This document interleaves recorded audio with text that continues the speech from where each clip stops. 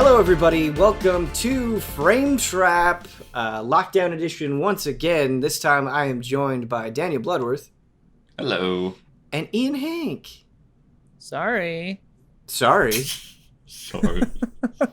Just getting ahead of him. Oh, man. No. Ian, you are delightful in the show. But before we get started, working from home constantly, losing all track of time, it's been weird. And so I feel like it's kind of been the banter of the last couple of frame traps, but it also just feels like the thing that we're stuck in. So I wanted to get your guys' thoughts on how working from home has been and how it's affected your work, really. Or if it hasn't been that bad. I don't know. Yeah, I don't feel it's weird in a way because I don't feel like it's been necessarily super different in terms of work.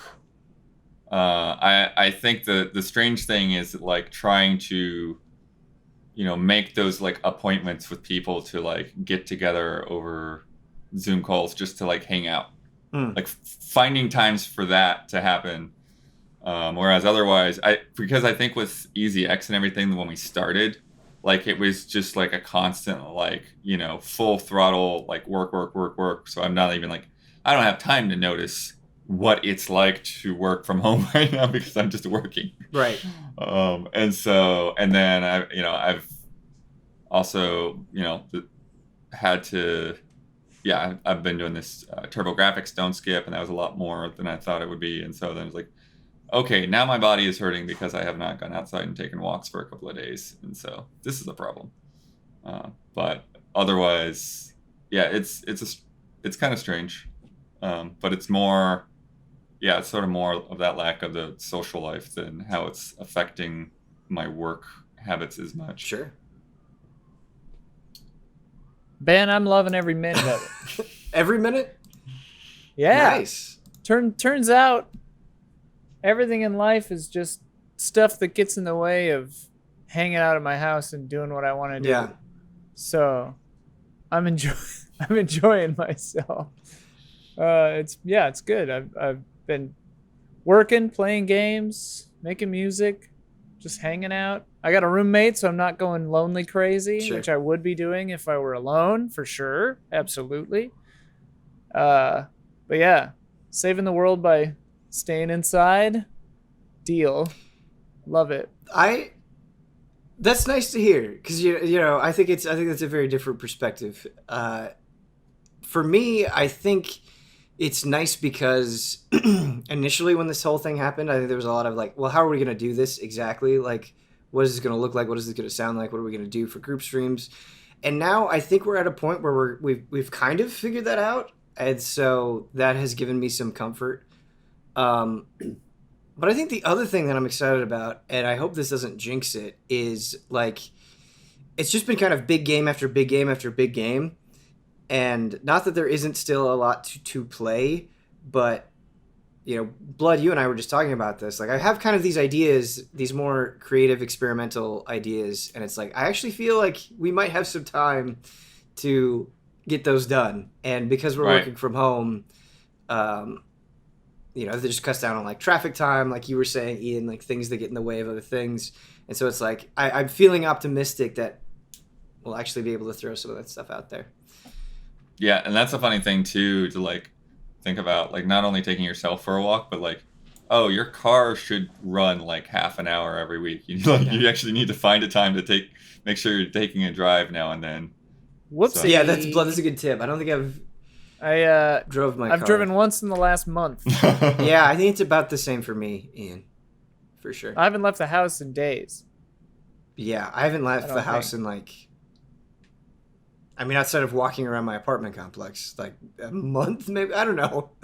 It is easy to lose track of time in some ways, but not in other ways. It's weird because Animal Crossing, with its crazy rigid schedule, has me on this routine of where now I'm waking up, at 7:45, 8 o'clock every morning, so I can get 2 hours of Animal Crossing in before I start my day. Yeah, my work day. It's been kind of a bummer sometimes with Animal Crossing in my schedule where I won't really have time to play Animal Crossing until it's 11 p.m. and it's everything is closed. Like there's still Right. That some was my nice first stuff. 2 weeks. There's still some nice stuff, and I do kind of appreciate the nighttime and the low keyness of it. But then there are now, especially as time has gone on, there have been more times where I'm frustrated with it than I think I was at the beginning.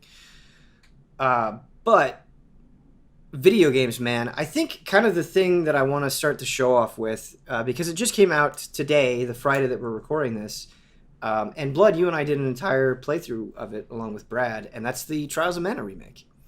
Yeah. And I know you're going to be covering that for review. I'm just going to be playing it for fun when I can. And I finished the demo for it a day or two ago, which was actually really long. It was like 4 hours long or something like that. I spent a lot of time. Where does it end at, like, in terms of locations, I guess? Right. So you get the 3 characters that you pick, which is actually really nice. And then you go into the cave, and they're talking about the Benevolons, and you know that like giant crab-like creature that you fight, that first boss fight? You do that, and then it doesn't end too long after that.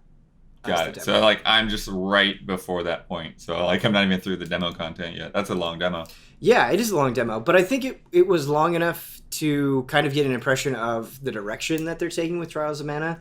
And I think that's kind of where I want to start this conversation is, how are you feeling about what they decided to do with this game?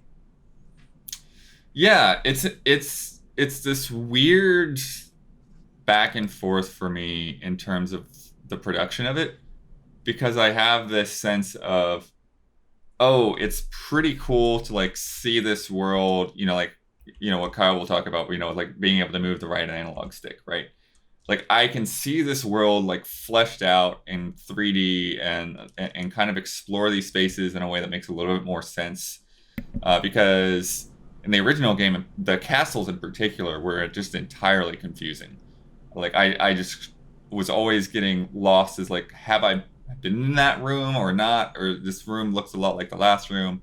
And now like there's not as many like screen transitions, so spaces feel a lot more connected. And you have a mini map. And you have mini maps. Yeah, and you can even see like the characters you can talk to on the mini map. They're little green dots, because you can't talk to every single person. Mm-hmm. But then the other thing about it that's weird is, despite being a step up from the Secret of Mana remake, which was like kind of on like a phone game level almost, yeah, it's still really budget. Like I look at some of these textures and I'm just like, whoa! Like you guys, did you make this like thinking that no one would ever like dock their Switch? Like how? Oh, you're playing it on Switch. Okay, see, I'm playing it on. No, I'm playing it on PS4, okay. But it looks like they were just trying to like, oh, it won't matter. People won't see this. I'm like, no, I'm like looking at this on a monitor. I actually really like how they kind of interpreted the original art styles when it comes down to the characters. Like I think the character models themselves, especially for the people that you can play as, look really, really good. But the roughness that you're talking about comes through, especially for me in the animations sometimes. Yeah. And just or animations won't match like voice work. Right. That there is kind of a disparity between like the animations that are going down and the scenes that are happening, or like just awkward transitions from one animation into another during a cutscene for sure. And the cutscene with Reese's opening and her brother is so weird. Oh yeah. Because Ian, so basically what happens is, so like this princess who is like the captain of the Amazon Guard, she has this little brother who, for whatever reason, has like the key to like their kingdom's defenses. Is a giant idiot. And he gets tricked by a spy into like lowering the defenses on the city. And then she finds him and she's like, all right, we gotta go and like warn father. And she just starts running with this little boy behind her and doesn't realize that he's been grabbed by the bad guys until she's like staircases away. And she's like, oh no, where are you? I'm like, he got grabbed. What do you mean? You should pay attention. You should have picked him up or something. Yeah. So it's just a really strange, I feel like they could have like directed that scene a little bit better, even if it is close to how the original, but we took a different character arc, so I don't know how that scene actually played out in the original game. I feel like the voice work is kind of all over the place. You talked about budget, and there are definitely times where it's like, this is kind of endearingly cheesy and bad, and then there are times where it's like, no, this is just kind of bad. I do really like Blood kind of exploring towns now, more so than I did in the original, where I felt like a lot of our time in towns when we were doing that stream was very like, we need to go here, we need to restock on items. You know, it was always very purposeful, but now I'm kind of soaking in a little bit more because there's a lot to find. Like, you can run around and it's using, you know, the fact that it's now this 3D game and like jump to places and pick up items or, you know, find stuff in little nooks and crannies here and there. And so that part I'm really enjoying. It's one of my favorite parts of the remake so far. Yeah, one of the things I liked was Astoria, the town that gets attacked by the Beastmen. And you go through there and you talk to everybody and you go into houses and then you come back and like they've just really like ripped it all apart. You know, like there's just lots of rubble.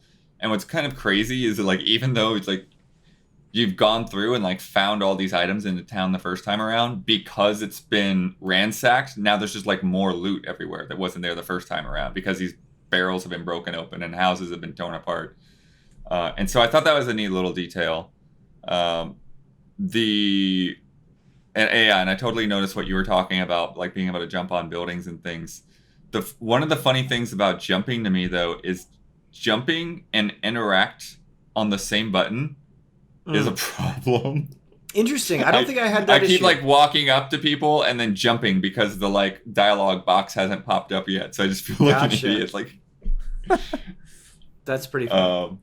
And then, so far at least, because I'm non-normal, and the original game was hard. Well, yeah. And normal right now is feeling easy, and there's like 2 levels below normal. Blood, I've been playing hard, and it's way too easy. Like, you go into a fight and you don't have to think about anything. Like, you just kind of hit square until they're dead. And I think they're doing... I actually want to dig into the combat because I think there's a lot of good stuff to talk about. But in terms of difficulty, I definitely wish it was pushing back a little bit more because it'll do nice things. Like, I think the combat is very readable. Like, I like how enemy health bars are displayed. I like kind of the chunkiness when you're hitting things and you're seeing the chunks go down. I like sort of the MMO, like AoE signifiers that you see on the ground. All that stuff is good and actually feels really good to control. In a way that the Secret of Mana remake did not. I think they've kind of interpreted that classic Mana style in a more modern way, where it's a little bit faster and a little bit snappier, but they're trying to keep some of the principles of the Mana style of like charging up certain attacks by holding down triangle or building up meter for big attacks. That's still really fun. But everything just kind of falls over so far. Like, even the boss fight, I felt like when we were streaming it, it was more intense and interesting than it was here, where I just kind of got to the boss, unloaded my biggest attacks, and that was it. Like, it was not a remarkable thing, right? In any way. But maybe, you know, because even during our initial playthrough, it did get more difficult, and there were definitely spikes. And so I wonder. We definitely wiped in some spots. I'm like, oh, hello. I do wonder if that'll happen later on. Yeah. I feel like RPGs of that era did the difficulty ramp in a really interesting way, where it was like super easy and then just like boom, really hard. You know. Yep. Totally. Yeah, but with that, you know, you were talking about items, and there's just kind of like just items everywhere. Like I've gotten so many like cup of wishes and chocolates and candies and stuff. But I like, and I think is a good change, just the being able to shortcut that stuff, right? So it's like I could just shortcut a candy or a chocolate bar or a cup of wishes, and then having your big meter abilities be on a shortcut as well. It just makes everything feel very snappy. But yeah, there are a lot of items. You're not wrong about that. The items. It's just funny to me to like be loaded up with like 20 candies and like take 8 damage from a fight, and then there's a green jar that fills my health, and I'm like, I don't need any of these candies. Am I ever actually going to use candies because I have so many chocolate bars already? You know. Well, not only that, you get a ton of candies, like you're saying, and then you get chocolate bars pretty quickly, and then you have the green things for your health. But after the first boss, you just get a healing spell. I mean, I think it depends on the characters that you choose. Yeah, it definitely does. But in my situation, since I have the little cleric with me, I just have a healing spell, and on top of all the other things that we mentioned, it's like, yeah, I don't need candies really at all.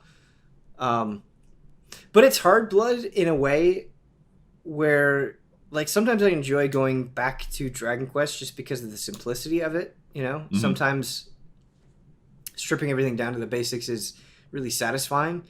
And I'm kind of feeling that with Trials of Mana, where I do think sometimes I wish the combat was more interesting, and I definitely think that's a fair criticism, but I'm also just kind of having fun having a very basic action combat system that's like responsive enough. You know, it's just kind of like a fun game to put on and go explore, you know, and not really think too much, which isn't a great selling point for the game, but I think that style of gameplay can be nice depending on what you're looking for. Sure. Well, and I didn't What does take. Cup of Wishes do? Oh, that's like a Phoenix Down. Oh, okay. I like that name. Yeah. Ian, there's certain things about, I don't know how familiar you are with Mana. I played Legend of Mana, the first one. Right? That would have been like 4 or 5.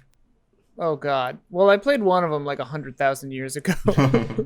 I don't know. I think there's just certain things that you specifically would appreciate. Like when you go into an inn, the innkeeper is always dancing, and it's just like, hey, what's up? So that kind of like quirkiness and charm, I think you would like. That sounds cool. Yeah, one thing that is interesting is how they've changed the leveling system. Yeah. Because they've separated your stats from like these training points. And so it's a little weird for me, like trying to get a grasp on like how the training points affect your stats necessarily. Because you still put points into like the same 5 buckets that you did in the original game. But now the stats, like, it seems like there's like twice as many stats as there were before. But what's interesting to me though is the ability system that goes into that. So now, like when you raise strength with Duran, who's my lead character, if you get 2 points into strength, then you unlock this counter ability. And it's not actually like, it's weird because it's called an ability, but it's all, so far what I've gotten is all passive.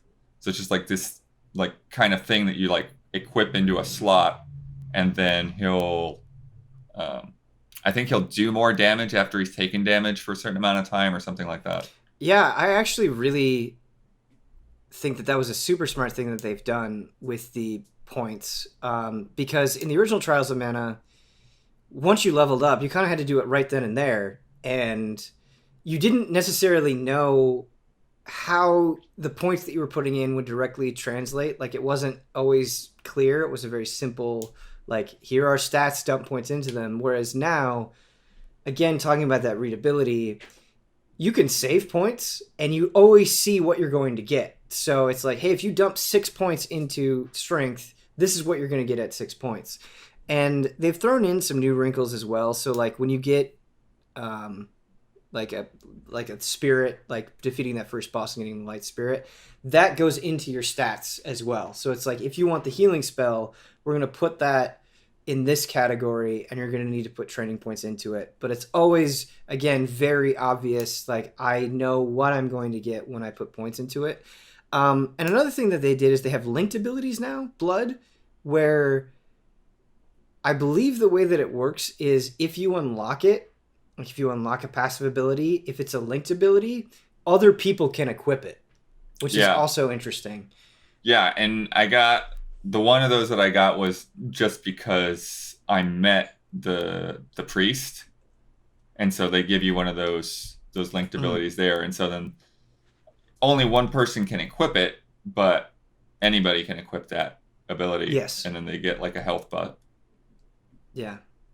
And so I think Does the progress from the demo that you played carry over into the real game? and it does. And I Okay. dude, I always get really, really excited when they do that. Because it's like, Yeah, I it's just, pretty It's cool. a nightmare when they yeah. don't. Well, like, because It sucks when they don't. that's something I'm really impressed about with Square Enix. I feel like they're handling, I think they're trying to take mana more seriously, which I really like. Because, and I almost want to make a video about this. Like, I think the world needs more mana. I think it's a really fascinating series. And so it's nice to see them give it the attention. Like, Blood, I agree with what you were saying. You can definitely hear the budget. But I think Trials of Mana, the remake, is much more on the right track than the Secret of Mana remake was. Where Yeah. I feel like they're doing a better job of pushing the series ahead while also retaining the charm. But them doing things like giving you this really generous demo completely for free, having the progress carry over, and then even fun things like if you go to the website, you can just take a personality quiz and it'll be like, oh, this is the character that you are. Oh yeah. Oh yeah. Just super fun things like that. It's nice to see them take this seriously, and it seems to be reviewing fairly well based on what I saw, and so I hope more people will give it a chance and that we see more mana projects down the line. Yeah, I think with the presentation, the music remixes, or not really remixes, they've redone the songs. One thing that's cool is that you can swap between the original and the new version. And it was funny because there was one song that was like, oh, this doesn't feel like this instrument really captures the same vibe. But then like I went back and forth and like, oh, you know what? No, it does. Like it does. It like, you know, I just needed to listen to them a couple of times back and forth to like really catch what they were doing with it. Mm-hmm. I like when remakes do that. Let you go back and forth. Yeah. Like that. The Secret of Mana remake actually let you do that as well, which was nice. Just with the music or with the graphics? Just with the too? music, yeah. Yeah. Yeah, because the graphics you can't because it's the whole 3D thing versus, you know, 2D top-down thing. The one thing that was weird is that town, Wendell, right before the cathedral. When I went in there, like they took the other character away from me, and they just like she's just standing in town somewhere, and I'm like, what? Was there a technical reason that you did that, or what? Like, because it's strange because I hadn't any other place in the game where my party like just split off like that for no particular reason. And they didn't have like a little cutscene or anything to like have them separated. It's just like you walk out of the cave and all of a sudden there's just one of you. And like, where's my other party member? And then I just kind of like, okay, well, it sucks that they're not having the party members follow you everywhere like they do in the original game. And I walk around town and she's standing there looking at a lake. What? Wow. It's a very cool lake.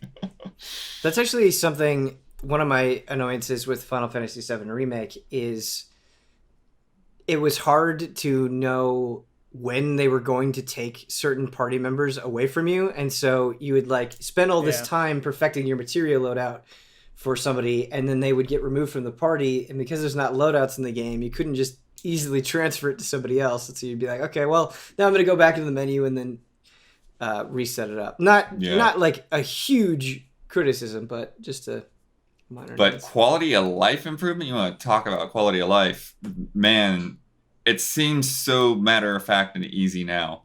But the shops, like equipping new armor and weapons. Oh, sure. Because it was such a pain in the Yes. original, because like you walk up to the counter and you look through the items and you wouldn't be able to tell whether most of the items were better or not because that wasn't the person you walked up to the counter with.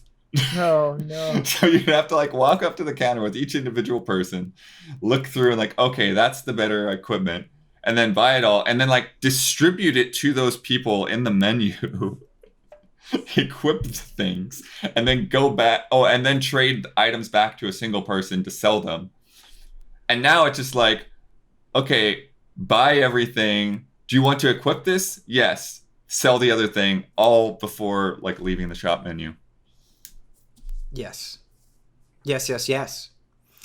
Um, Ian, lovely Ian Hi. Hink. I feel like you haven't gotten much of a chance to share your opinions on Final Fantasy VII Remake, whereas several other allies, myself included, have had a lot of chance to talk about it. And so I actually want to give you an opportunity to just kind of say whatever you want, because I don't think you're as attached to the original as maybe some of the rest of us are. I definitely loved Final Fantasy VII. Okay. When it came Okay. out. Yeah, I was all about it. I was very excited for this. Obviously not as excited maybe as some of you guys, but like, yeah, I have always held Final Fantasy VII in incredibly high esteem. I did not know that. Wow. But I mean, I also have always thought like Final Fantasy VII is bonkers as hell Yes. too. It is. It is, you know, it bonkers as hell, is. yeah. That story is off the chain weird. It's funny because the story does get bonkers, absolutely. But I think other later Square Enix properties have made it seem less bonkers to me now in comparison, where it's like, yes, it's bonkers, but it's not like as bonkers as like the 13 trilogy, right? And like what happened across those 3 games. I guess if you get the compilation in there, then it does definitely reach that. Final Fantasy VII is like, it is a weird story, but it had like big emphasis on it had an interior cohesion that like it was one thing that you know kind of came together. If I'm, you know, it's been 100 years since I played it, but like, you know, there was like the big weird section where the story went like, whoa, and you're like, this one, right out of the gate, they're just like, yeah, hey, it's weird. Like things are gonna get weird, which is probably good tonally. Yeah, I'm gonna be on a second spoiler mode, where I can talk more about spoilery stuff. But yeah, you said you wanted to hear my impression of it without getting into any spoiler stuff. I think it was good. Oh, so you finished it? I finished it, yeah. A couple of nights ago. I'm kind of torn on this game. Honestly, it's weird because my favorite stuff was always the post Midgar stuff. I mean, there are obviously a few moments in Midgar that I loved, but I mean, in the OG game, Midgar is what, like 5 to 8 hours, something like that. Yeah, it's funny because I booted up just the OG Final Fantasy VII on PS4 the other night, just because Remake was so fresh in my mind. I was like, I just want to go back and I just want to see, and it moves so fast. Like you're just like that. Even just the initial reactor sequence, you're like, this took so much less time than it did in the remake, which makes sense. But yeah, it is. There are definitely moments in the remake where your knowledge of the original and how fast things are moving, I think it's kind of hard to reconcile that sometimes. It's weird.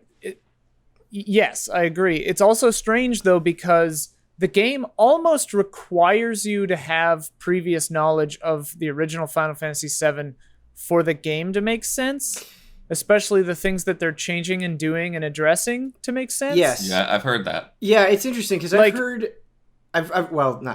read several perspectives online, and there are definitely people out there who've never played Final Fantasy VII who are like, oh, I loved it and that was great, and like the things that I didn't understand didn't seem like that big of a deal.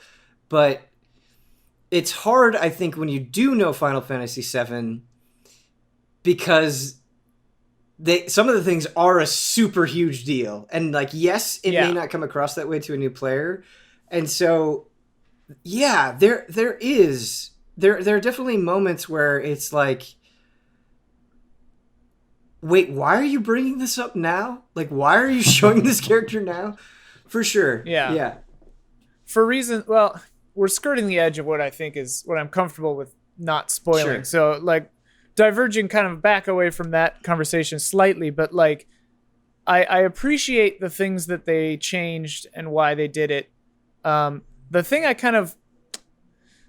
the game definitely has too much filler. Mm-hmm. Like, I think that there were whole chapters of this game where I would find myself looking at my phone without even realizing I had stopped playing. Like, that almost never happens for me. Where I would suddenly just be on Instagram and I'm like, oh, I thought I was playing Final Fantasy. Like, I just like got zoned out of it. There are like 4 chapters that are just not good. I think it especially hurts because there are some chapters that I was playing and the new chapter thing would come up and I'd be like, oh, Yeah. I guess I'm in a new chapter now. Like, that was really fast. And then you'd have other chapters where it was like, I feel there's like 3 chapters worth of stuff in here. Right. Surely this is a new chapter. No? Yes, Okay. exactly. And so that sensation happened a couple of times. And that, yeah, I definitely think that the pacing is a little off. But it's hard because there were certainly times I appreciated having more room, I think. But then there were other times where I was like, this just isn't that interesting. Like the hand puzzle where you have to like do the crane and pick up the thing. And it's like, I don't know that I need to do this multiple times. Yeah. Well, and the second one, it's like, you know how you're supposed to solve it. You try to solve it in a faster way. And then the game is like, try stacking them up over here. It's like, yeah, just drop that one and I'll stack that one. Like, obviously. But it's like, no, do it in the other order, which requires like resetting the whole puzzle and doing it over again. And I was just like, this is bad design. There are a lot of weird little things. I mean, like, it's going to sound like I'm just whining about this game, but like, I liked it, you know. But the PS4 is definitely showing its age. Hey, were you on a regular? Regular. Okay. So I don't know how it is on a Pro, but like, oh boy, like on a regular, it's a really funny thing where like, you know, the camera, you know, you're done with a cutscene, the camera pulls back to gameplay status or like you're going to play the game now angle, and you just stand there. And then you're like, okay, and you start pushing forward on the thumbstick and you're still just standing there. And like, there were some times where it was 4 or 5 seconds before you started actually having control, you know? Sounds like a little thing, but it adds up. Yeah. And and it's funny that they made the choice to expand on the Midgar section so much, and I assume that's because the next part of the game, if it's like the original, is so wide open that it's a whole other ball game. But like, they reused a lot of areas in this. Like, I was kind of surprised. I was like, oh, we're going through here again, like a second, third time sometimes, which I just didn't expect. Right.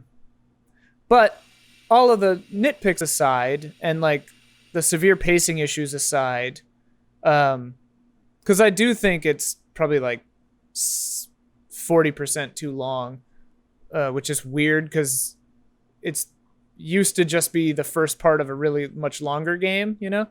But the things I liked, I mean, obviously I like a certain chapter the most, probably. Are you talking about Wall Market? Okay. Yeah, chapter 9. It's my favorite. It's amazing. It's pretty great. Yeah. Really good stuff in there. But also some like troubling stuff that like almost goes too far, but then But yeah, I don't know. All in all, I think it was a lot of fun. Some gorgeous moments. The character models are really cool. The music, bro. The music is really incredible. Though there's some ludonarrative dissonance stuff with like it's just so funny to me that only important characters look like Nomura characters and everyone else is just wearing a shirt or a suit. Yeah. It is so funny to me. Yeah, there was actually a problem absurd. In 15 as well, where like the style of the important characters was so different than it also in this game it has like plot implications too, because like very early in the game the reactor blows up and everyone in the city's like, who did it? Who could it have been? As like these decked out mercenary types are just walking past like normal people. Like, it's like, well, obviously it was these guys. Like, come on. Like, they should have thrown in a couple of other guys with like a gun leg or like a gun arm, a gun leg, you know, just to like take the heat off our boys, you know? Yeah, I feel like there might be like some kind of design philosophy to that, right? To where like, if there's an NPC that you should talk to, well, like stand out because everybody else just looks like gray and flat, you know, sort of like in Persona, right, Ben, where like you actually just have like a lot of those like almost like paper cutout kind of people walking around. Yeah. Well, there's actually something that both Persona 5 and Tokyo Mirage Sessions do to great effect, where they make a lot of like the filler characters that are just meant to be there to populate the city. They make them actually like faceless. And in Persona 5, that ends up fitting into the theme in a pretty cool way. And it feels, you know, just relevant while also being practical, I think, from like a like asset standpoint.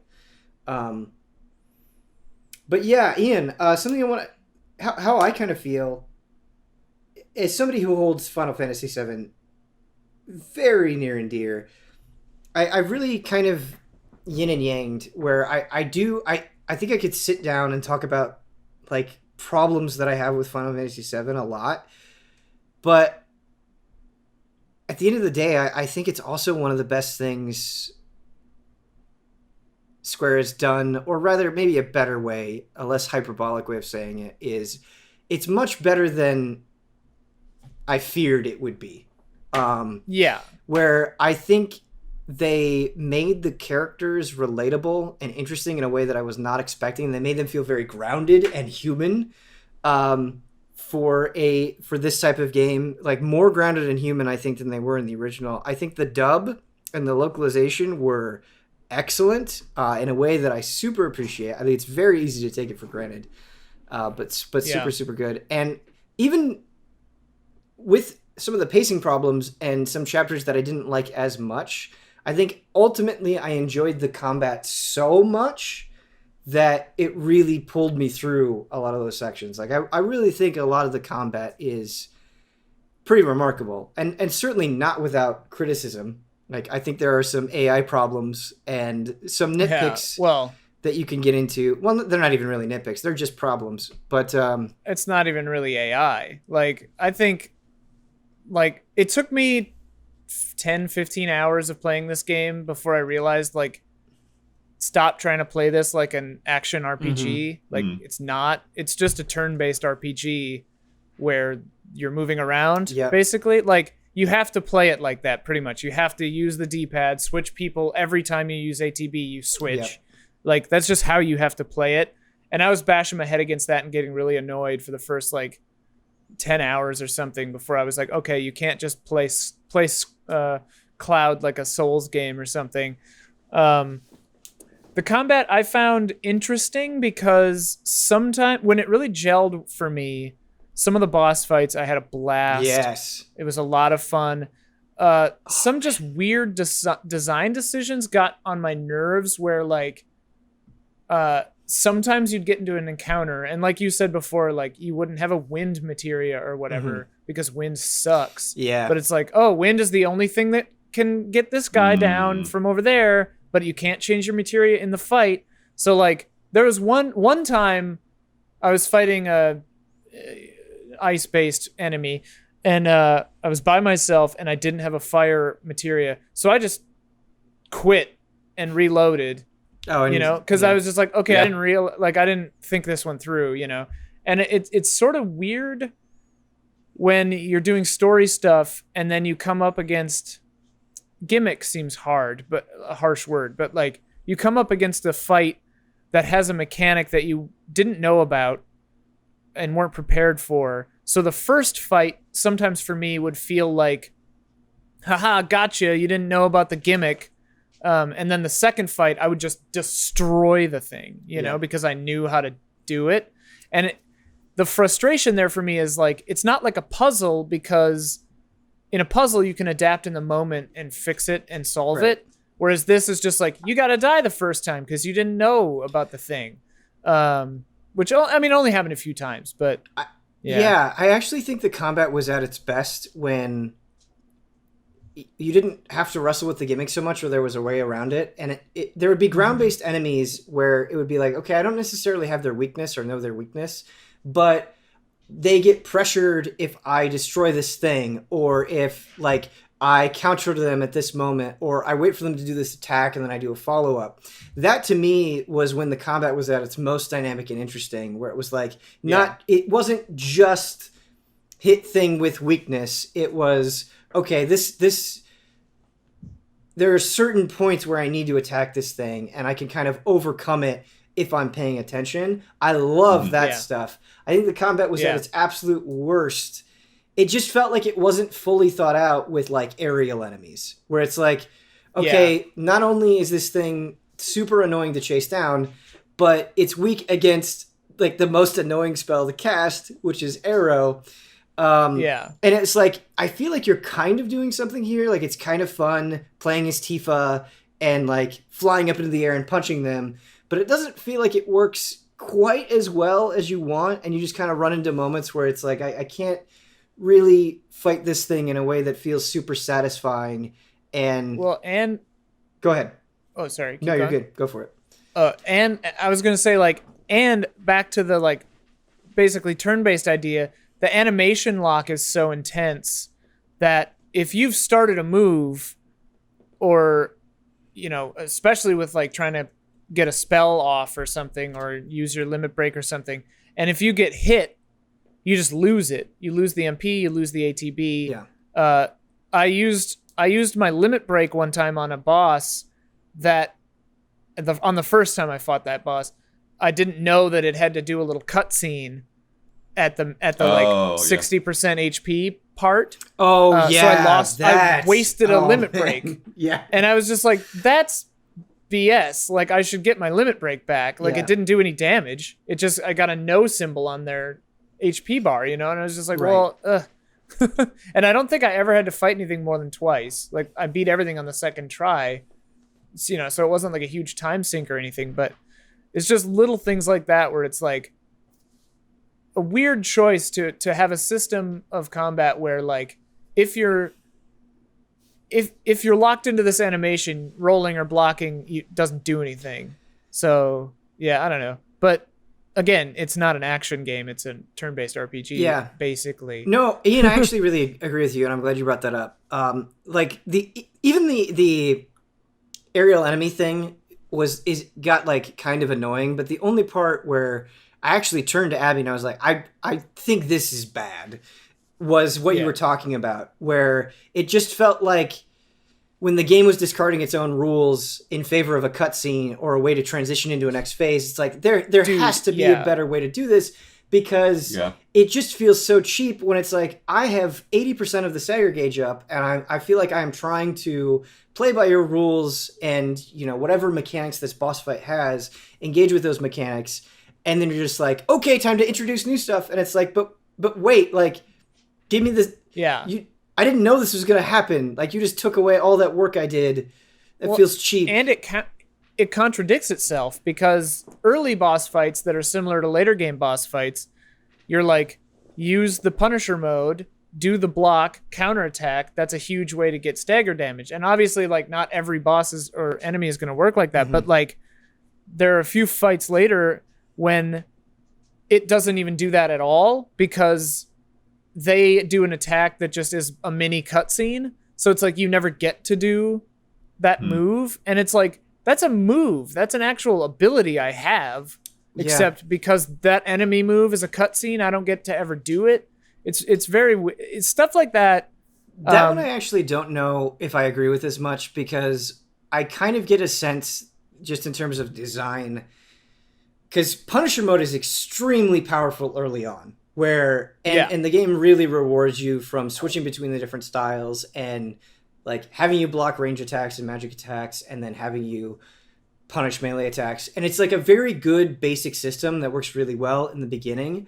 But I think what the game is trying to do is they definitely make Punisher mode less effective. Like there's still moments where it's very effective.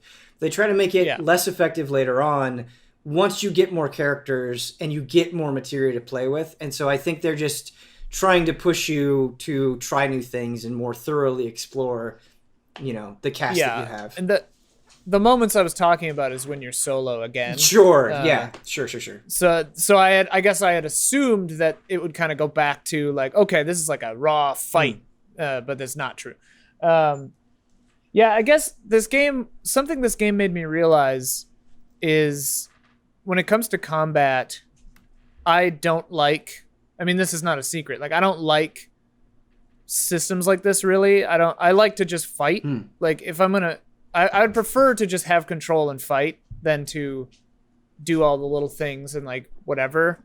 That's just my preference. Like, obviously not one isn't right or wrong. And I also like realized something in action-y games that's kind of a staple, Uncharted or this or Nier Automata or whatever, where it's like a lot of crazy visual stuff is happening, but really all you're doing is holding forward or like pushing triangle every so often. Isn't actually like think Mario jumping along things. It's like you're doing every single one of those. Whereas there are crazy ass moments in this where I'm like, okay, cool, platforming, but you just hold forward and like watch. And I don't find that exciting in any way, which was interesting. Like, this is a very clear example of several times where that happens, where I'm just like, I'm just watching this. I'm not doing anything. Oh, I definitely think the game has too many moments where it like slows you down and you're just holding forward and you're going across. But like, when it automates platforming and stuff, I don't really mind as long as it's snappy, because to me, it's not saying like we're trying to be a platform game. It's not that kind of game. And I totally get where you're coming from, Ian. But even though we've focused on the negative, I really do want to highlight the combat. My appreciation for it has only grown after doing post-game stuff, because even Nier Automata, which I personally think is one of the best games of the generation, falls into kind of this frustrating thing where sometimes it feels like it would almost be better if it was just more committed to being a pure action game rather than trying to throw some light RPG stuff in it. And I find that games do struggle with that sometimes, where the RPG things that they're trying to include feel like they're forcing it a little bit. Whereas Final Fantasy VII Remake is a much better hybrid and much stronger and more thought out than I think a lot of other games that you can compare it to. And I think a good example of that is how they handle ATB and how many interesting decisions you have to make with it.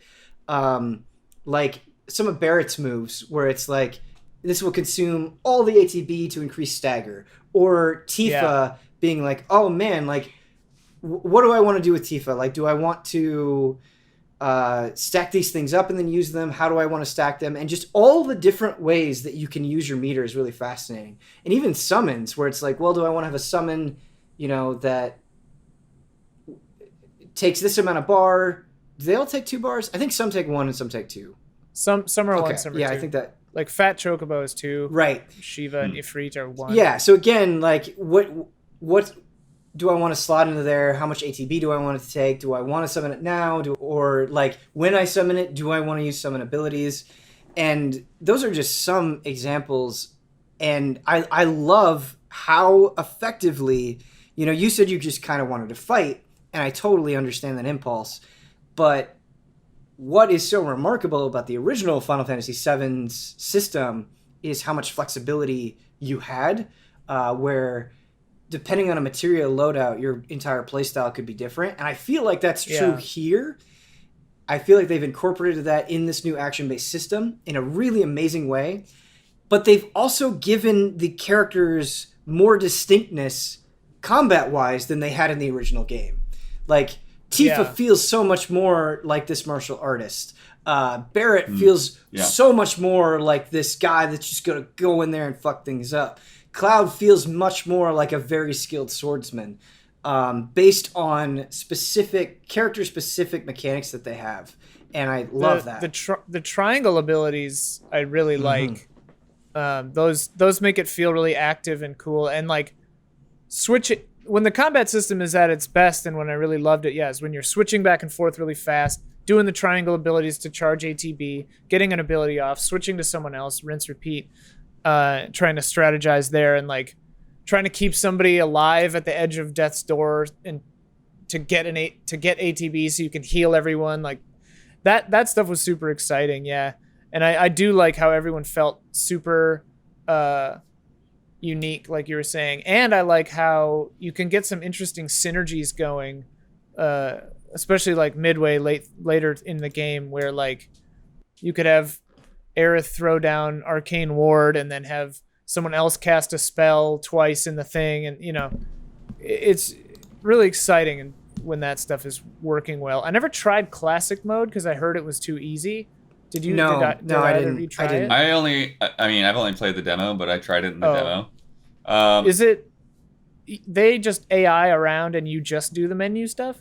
No, it's basically the main thing is that they take the need to like counter manually away, so you don't have to worry about doing counters. But yeah, unless there is like some like hard version of that mode, I wouldn't touch it because you just like tore through everything. Yeah. It was paper thin, and that's exactly why I didn't experiment with it. Didn't try either. I mean, I do feel like I've just been saying my negative stuff, and that's mostly because the impression I've gotten is that a lot of the discussion that's happened around this game has been largely positive from us. No. So I just thought I would voice a few of my little concerns. Totally. Love it. But as far as the positives go, well, one thing along with the combat system that I had to adjust my mind to is you said like the writing and the characterizations are better than in the original, and I do think that's true.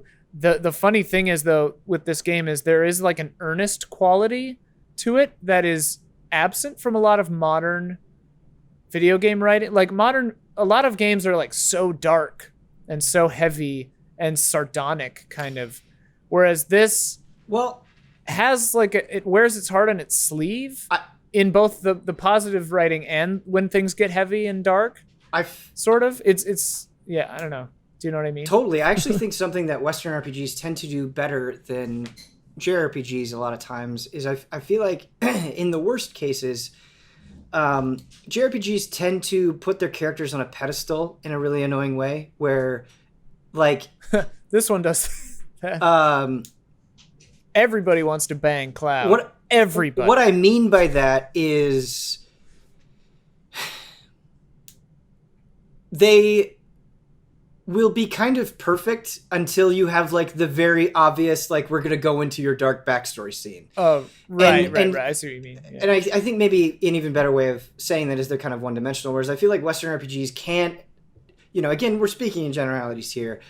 They kind of let their characters feel a little bit more natural and like occasionally shitty sometimes.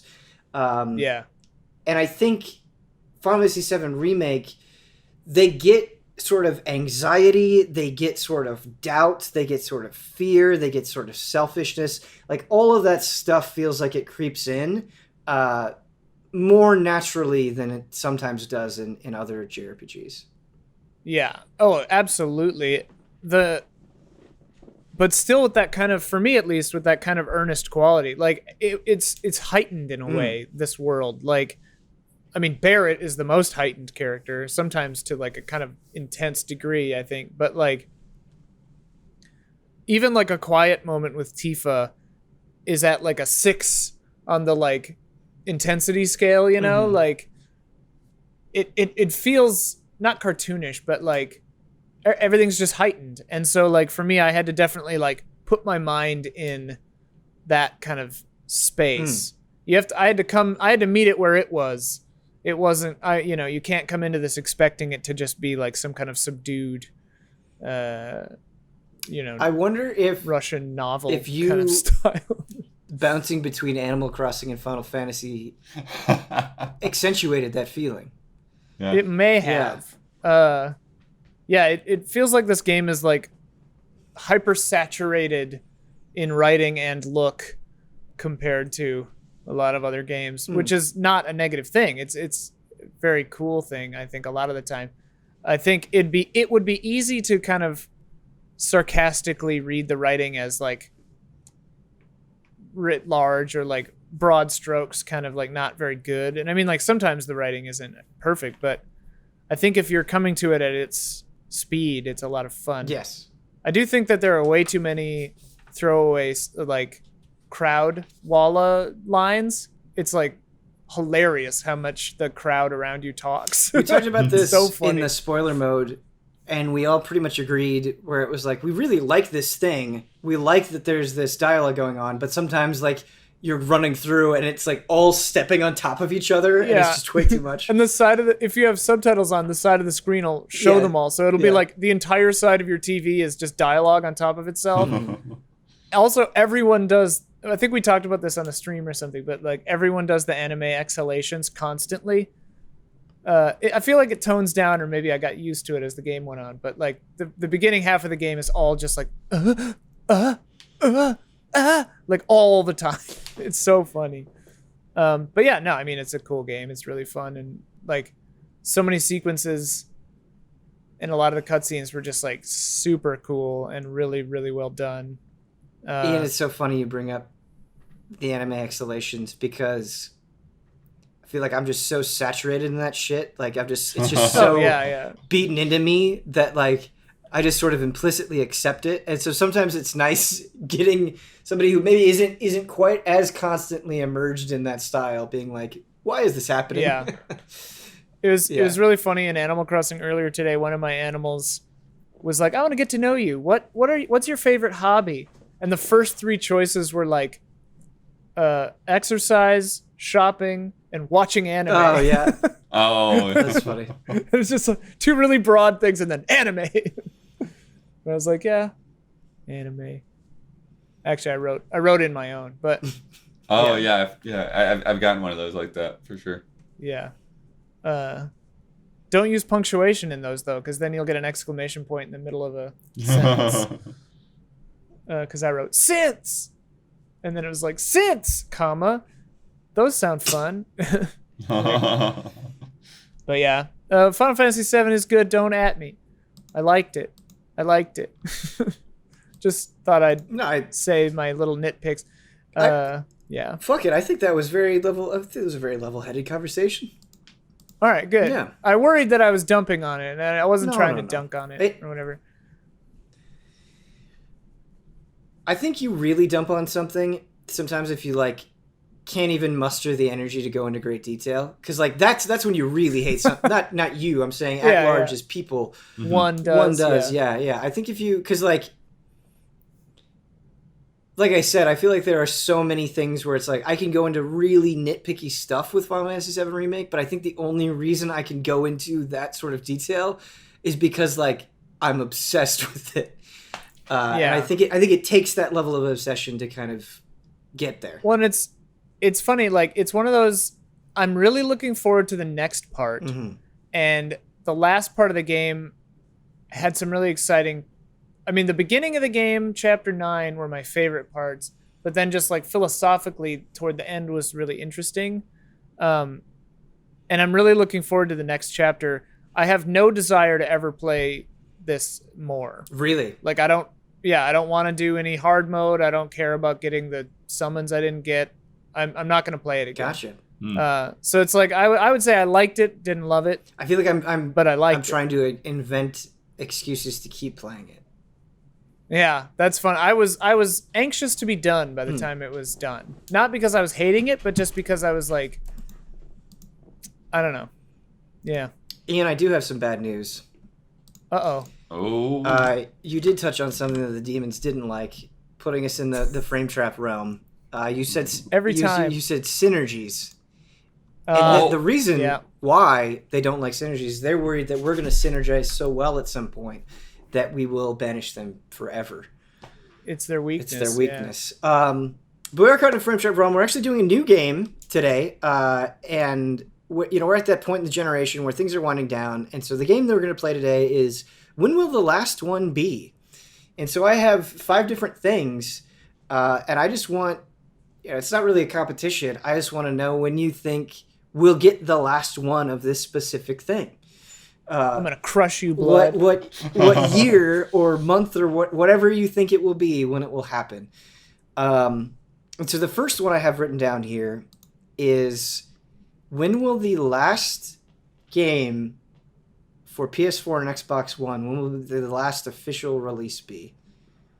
And obviously it could be 2 different answers based on the platform. Didn't Just Dance 2020, like I thought Just Dance 2019 for the Wii would be the last one, but 2020 I think is happening also. I can look.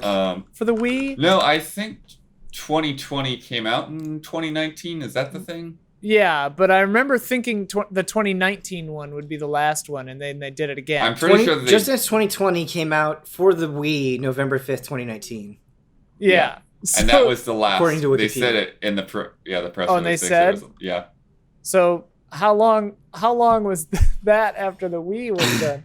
It's a long. I mean, it's hard to say when something's done, right? Right. I feel like the PS4 and Xbox One are different than like the Wii Just Dance thing, but yes, totally. It could be whenever. It's just the first thing. But I definitely think they'll put out cross-gen sports games and stuff for at least 3 or 4 years. I think it could be even longer, potentially. Could be longer. Yeah, it's getting weird. Like, Really. they're not still putting out PS3 Maddens, are they? Mm-mm. So 6 years, 5 years. Right. So Ian's going to say 5 But years. PS3 is a different thing because now we're getting to this situation where, like, they'll play on both, and like the new generation is almost kind of like the PS4 Pro and Xbox One X, but a step higher. It's weird. People are talking about. I saw people on Twitter today talking about the Xbox One X might be discontinued, and they'll still have the S alongside of the Series X. Huh. So those will be your differences, rather than having like this weird like half step in between. So it'd be like if the PS4 Pro was stopped being produced, and they just did the 4 and the 5, or the Slim and the 5. I guess in a sense that makes sense, because your tech head early adopter people are probably going to jump up anyway.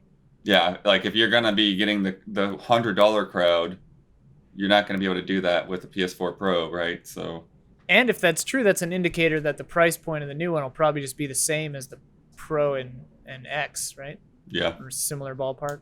Anyway, when do you think the PS4 will stop, Blood?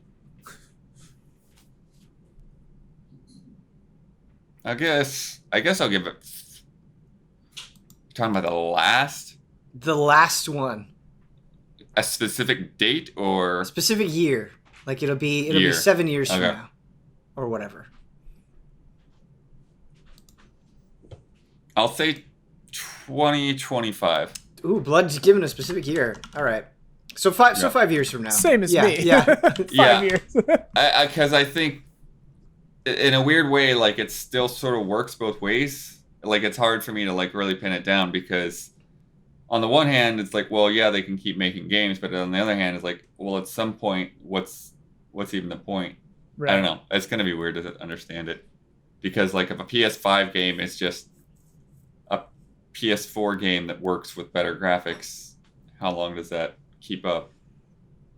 I think this next one is especially hard just because I've fallen so far off the horse, and I think you guys have as well. But still think it'd be interesting from an outsider's perspective to guess, when will the last, like, not minor, but like major content, new stuff update be for Destiny 2?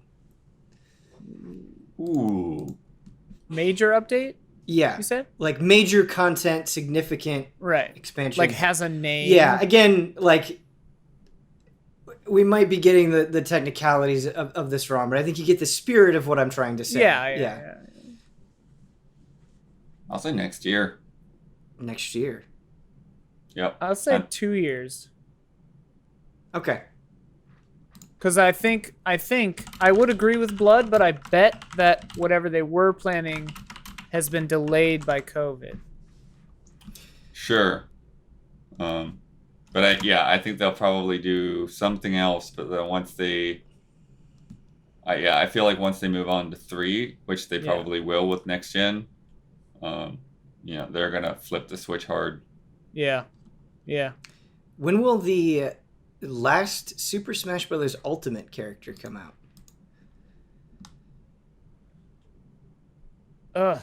They haven't confirmed a 3rd season, right?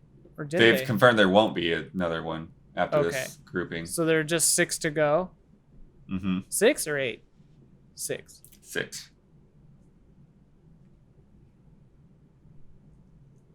Yeah, I'd say that'd be like March of 22, huh? That's what I was just about to say. I was literally about to say March 2020. I was thinking the same thing. All right, so I'm going to put both of you March 2022. That's a long time. I wonder what the last character is going to be. Probably somebody from Fire Emblem. When will Velociraptor? Whoa. When will the last Final Fantasy Dr. VII Allen? remake part release? Oh, man. Oh man. Oh man. This is fun. My guess is that part 2 will come out in 3 years and part 3 will come out in 6 or 5. And you think 3 will And be I the think last there'll part be- 6 years from now? I think there'll be 3. My friend Jason had a guess for what it'll be called, and I think he's probably right, but I don't know if that's a spoiler, so I won't say it. Okay. But What one is of the he? I really wanna it's know. It's something that they repeat early enough in the game, so it might not be a spoiler, but I don't know. Oh man, I'm really curious. Starts with the letter R. R-E. He thinks all 3 of them will start with R-E. Interesting. For reasons that are interesting if you think about it. If you I'll be optimistic, I guess. I'll go 2024. That is optimistic. I like what? it.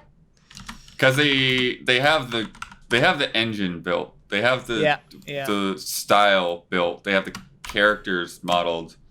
It's really about building environments for the most part. But do you think? Here's a question: do you think that part 2, 3, if there are 3, would obviously, but will part 2 be next gen only, or will it be cross gen? It depends on how so. soon it is. I think that they will keep them cross gen. Cross gen. I think you're probably right. I don't know. I don't necessarily think they'll keep all of them cross gen. I don't think the 3rd one would be cross gen. It'd be too late if there is a 3rd one. But I could definitely see the second part being cross gen, depending on when it comes out. There'll be 100 million PS4s. If there aren't already. Yeah. PS5s, you mean? No, PS4s. Oh, PS4s. Yeah. Yeah. All right, so the last one I went really broad. When will the last Call of Duty game ever, the last one, come out? Oh, man. When is the sun supposed to expand? Just before that. They'll ship one, but it won't get to people because the sun will explode. Probably, it would take some kind of sea change in video gaming, or just humanity's ability to play video games at all, to stop that train. Probably. Ian's saying the apocalypse. Or, well, hang on though, Ben. I think something more likely is like a pseudo rebrand. Like, see, it's like the successor. People no of longer Call of know Duty. what war is. Or I doubt that, but they call it something similar to, but different from Call of Duty in like 40 years. It's hard to know when lightning is going to strike, but that was kind of the thing with Call of Duty 4, right? Is lightning struck, and over time it just got so explosively big that Activision kind of changed so much to accommodate that explosion. I think that could happen again, right? So, like, if Activision has something like that, kind of catch fire, Yeah. they would reorient things and maybe slow down Call of Duty. They already released one just called Modern Warfare, right? It didn't have Call of Duty on it, or did it? No, it still said Call of Duty. Yeah, it's still Call of Duty. Oh, okay. But I could see something like that happening, like down the line, where they release one. You know, it's like doing a reboot and then just calling it, you know, Rambo or whatever instead of First Blood or whatever. They could just release one called just like Modern Warfare. When will that happen? When will the last Call of Duty game come out? 20 years. 20 years. Okay, so you're gonna say 2040. Yeah. So we're halfway through. We're at the peak. Yeah. Blood. It'll be bigger than ever. It'll just be called something slightly different. What do you got? What year? Oh, I thought I'd answered that. Oh, did you? I must have missed it. Yeah, I just don't know. Oh, when the sun explodes. When the sun explodes. That was his. So 2035 is Blood's answer. Tomorrow. No, I think the sun will be fine. We can't mess that up yet. All right, so again, this wasn't competitive, but just to run over all the answers one more time. When will the last PS4/Xbox One game come out? Ian says 5 years. Blood says 5 years. 2025. Destiny 2 DLC, expansion, major content update. Blood 1 year from now. Ian 2 years from now. Super Smash Bros. Ultimate Character. Both of you said around March 2022. Final Fantasy VII Remake Chapter Part. Ian 6 years from now. Blood 2024. Call of Duty. That's part 3 6 years from now. Yeah. Part 2 3 years from now. Sure. This is a funny Wikipedia quote when you Google. So it says, if Earth is not destroyed by the expanding red giant sun in 7.6 billion years, then a time scale of 10 to the 19th, 10 quintillion years, the remaining planets in the solar system will be ejected from the system by violent relaxation. That's what I do on Saturdays. What a term. Violent relaxation. Relaxation. Hey, does that have its own sometimes article? You just have to violently relax. For Call of Duty, Ian said 2040. Blood said when the sun explodes. So you both... Blood wins. You both, since you worked kind of together to talk about your answers, and it was a discussion, you'll both have to break us out of the frame trap.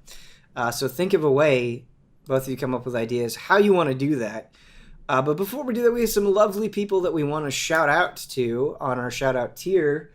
And if you want to find out more information on this, if you want to hear your name shouted out on this podcast and the Easy Allies podcast, go to patreon.com/easyallies where there's more information. But our first shout out is to Blue. Shout out. Shout out. Shout out. Sorry, I didn't know what we were doing. Yeah. Just moving it on the fly. Also friend code and reaction shots, too. And also friend code and reaction shots. Shout out. Yeah. It's a good value. It's a good value.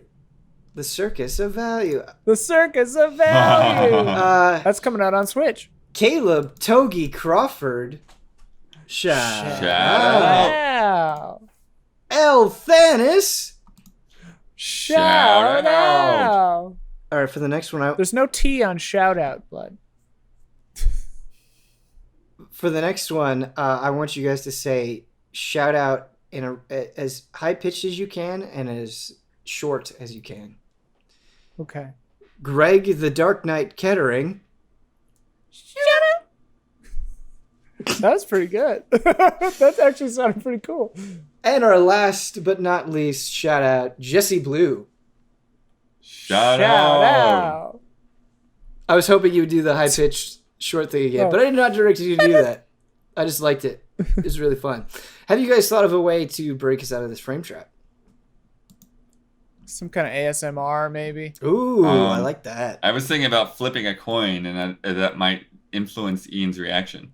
Okay, here. You flip a coin, and I'll ASMR the result. Just show it to me. Okay.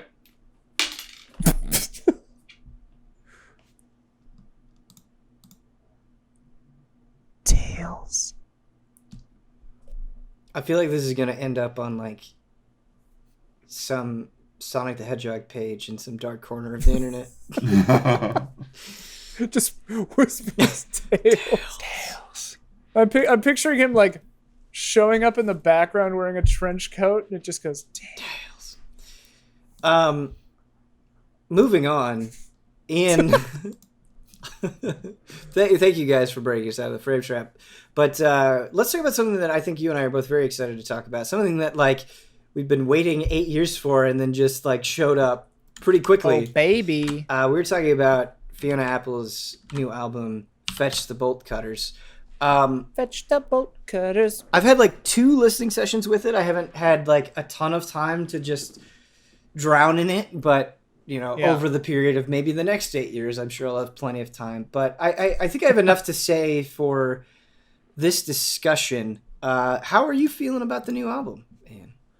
I did a classic sit and listen. I just sat, didn't do anything else, didn't look at my phone, didn't do anything, just used my ears and listened to it. Then I sat with my feelings for a little while. Then I read like various reviews, and then I listened to it again. The reviews were actually interesting. They kind of just like, they put into words more what I was already feeling. Actually, the reviews were super positive, right? Yeah, everybody loves it. Except which Fantano. is interesting. What? Except Fantano. Who's that? He gave it a 7. Fantano? You don't know who Fantano is? He's like the most popular music critic on YouTube.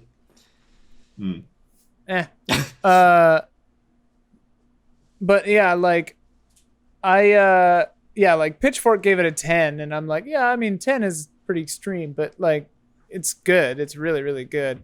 But it's also very different and weird and loose and kind of raw. It has a lot of kind of like found sound in it. Apparently on Fetch the Bolt Cutters, Cara Delevingne was there to sing her part in Fetch the Bolt Cutters, which apparently Gillian Anderson also sang on. Oh, and I was like, what? That is really interesting.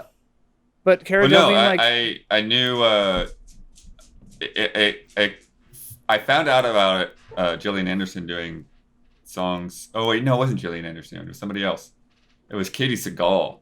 But I got it mixed up because it was just as random to me. Katie Segal had done like shows in clubs where it had friends perform, and I would just see the posters, and I'm like, what? Funny. But Cara Delevingne had brought her dog over, and there were a bunch of dogs barking at the end of Fetch the Bolt Cutters, and I guess it just... the dogs were quiet while they did the whole song, and then they started barking at the end, and Fiona Apple was just like, yeah, all right. She just left it in. It's just like, all right.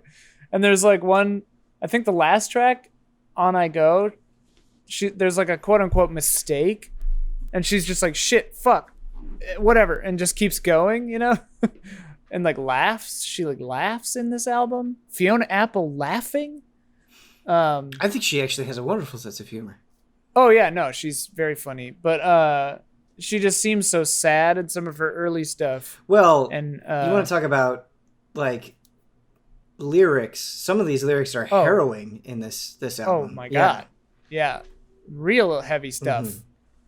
The album, it jumps all over. Like it can be funny, it can be devastating. And I think it's angry. Like it's more of an outward anger, whereas Idler Wheel was more inward about like depression and addiction and stuff. And this is still about that a little, but it's also about like tearing down the patriarchy and stuff. Yeah, that's actually something that I really like about the album. And in the Pitchfork review, they were kind of like, there's never been music that sounded like this. And I kind of internalized that, and I was like, I feel like there's... I mean, that's just not true. Yeah, I feel like there's a nice progression here from Either Wheel into Fetch the Bolt Cutters. Like, yeah, I think if you kind of view that as beginning, I think it's kind of taking on those ideas and expanding them and reinterpreting them. And something that I think made Idler Wheel very good is there was a lot of insecurity in that album. And there was a lot of like self-doubt. And something that's fascinating about Fetch the Bolt Cutters is it seems therapeutic in a way. It seems like it's processing stuff, but everything seems very purposeful. And it's like, I finally figured out how I feel about this, and now I'm going to talk about it. Like there's there's kind of a confidence. And when she's lashing out, you feel like you've spent the last 8 years thinking about this. And it feels like you've just personally reached this understanding with yourself that it's kind of just fascinating to see where you are mentally. Like I don't know. Some of the things that she's talking about are so specific to her, but they feel really relatable. Like when she is lashing out, you're like, I've felt that way about certain things before. And I think you only feel that relatability because she's put so much thought into it, if that makes sense. Well, and absolutely. And there's like a freedom and joviality to this album that her previous work had, but it felt like it was being restrained before. Like maybe the recording label or whoever was keeping it from staying raw and rougher on the edges. And this one is so raw that like you'd be forgiven for thinking things are like unfinished, Mm-hmm. but it's like that's very much intentional. And part of the language of this album is that kind of freedom. And it's refreshing to hear that freedom and that kind of mode of expression coming out of Fiona Apple, especially if you've been on the journey with her through like back all the way to Criminal or like through Extraordinary Machine and all this stuff.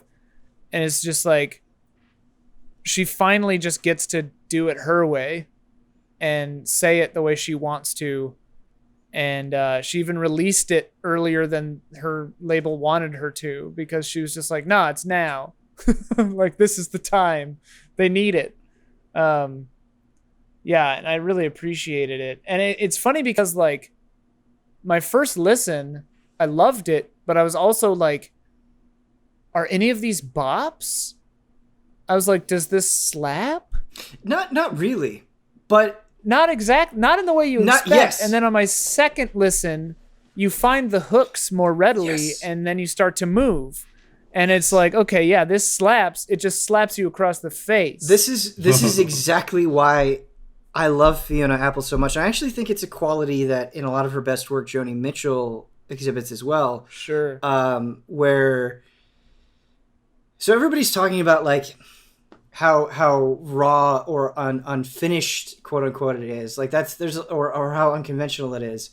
But I think that's kind of overshadowing how good the songs are. Like, and what I mean by that is sometimes I get annoyed on albums that like are self-indulgent, where they kind of get in the way of the songs, and you have like minutes of time where you're just like kind of listening to abstract sounds, and it's not really feeding into the rest of the album in a very productive way, and then you kind of come back and it's like, oh, this is good again. Whereas Fiona Apple, like, you have all these weird sounds and it does get pretty unconventional, but I never feel like that stuff is so leaned into or so egregious that I lose the enjoyment of that particular song. And I feel like a lot of the songs are so different from each other, but there's still kind of this focus to them. Maybe not as much as on like Idler Wheel. It is looser than that. Yeah. But I do think there is something that just kind of, especially on repeat listens, as you said, kind of worms its way into your pleasure centers, you know? Well, it's funny because Idler Wheel feels like an album, and this feels like a night at her house. Like, she's playing songs for you. Yes, exactly. And that is what I said when I was listening to it. I was like, I feel like Fiona Apple is like right next to me doing these songs. Yeah, like she's here. Yes. And she's just like plinking it out on the piano. And also, like, I mean, she has a history with lengthy, strange outros. Criminal has like a minute of just like, it just does its thing and then stops, you know? And this album, many of the songs kind of just go. But what I like about it on this one is that it lets the reality kind of seep in at the end of a lot of the songs, where like the dogs barking is the easiest example, where it's just like, here's what it's like right in that moment, you know?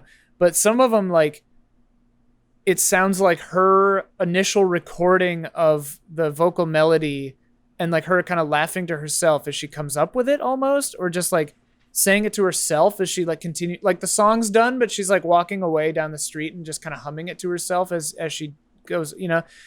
And it has this kind of like movements almost, where it's like acts of a play or movements of a piece of music, where it kind of moves through them, and it tells this. It tells a story in a different way from a concept album, where it's literally like Mars Volta is like telling you a story with, A to B, whatever. This is telling you the story of where Fiona Apple is in 2019 when they recorded this, like who she is, how she's feeling, and she's letting you into that. And it's like a collage almost. Yeah, and I think you could make an easy argument against this, but so like the dogs barking, for example, and going back to that earlier point of this really feeling like an album or a statement on this is who I am. The dog's barking is really interesting because the dog, if you know anything about Fiona Apple, if you've been following Fiona Apple very casually, like at every opportunity she is spending time with her dog. She's showing off her dog. Like you get the sense that she likes her dog more than she likes other people, which very relatable. For a while was probably true, right? And the dog is even on the album cover, right? And so it doesn't just feel like dogs are barking to bark. It is, again, as you described it, letting that reality seep in, where it's like this is such an important part of her life that it is kind of lending to that self-proclamation, that statement, this is who I am. This is why I'm including it, is because it's such a big everyday part of my life. And so it's important. Yeah, and it feels, and that's what's so great about Fiona Apple is these things oftentimes feel very purposeful in what she is trying to say. And it's funny, and I've read a few interviews with her. I think one was on Vulture, maybe. Really, really nice interview. But like, it was really interesting to hear her talk about this album and say like she was ready to address things that happened when she was 12 or in middle school, and it's like it took her this long to get there because she's not drowning herself in booze anymore. But it's like, I'm so there for that. Like, and it's such a powerful message too. Like that the journey of you is never done, like it continues as long as you do. And there's always work to be done. And there's nothing wrong with that. Like you shouldn't feel ashamed if it takes you 40 years to come back around to something that happened when you were a kid. That's just how human brains are sometimes. And I just think for her to live that so large and to share it with us is just such a nice positive message to have. And I mean, just she's such a brilliant lyricist and such a daring and interesting. It's hard to talk about music without sounding like such a pretentious doink, but like she's so daring and innovative. I think as long as you're speaking from a place of honesty, it's okay. Right. Yeah. And it's like, she really is. And like, she's trying something, she's not just going to do Idler Wheel again. And when she did Idler Wheel, she wasn't just doing Extraordinary Machine again or whatever, it's just like, or whatever one came before that. But like, yeah, I don't know. And she takes her time with it, which I appreciate. Yeah, I mean, it's hard to remember sometimes the sequence because there is such gigantic fucking gaps. 7 years in between all of them. Or longer before Idler Wheel, right? I don't remember when Extraordinary Machine came out. Idler Wheel came out in 2012. But there was like a long gap between...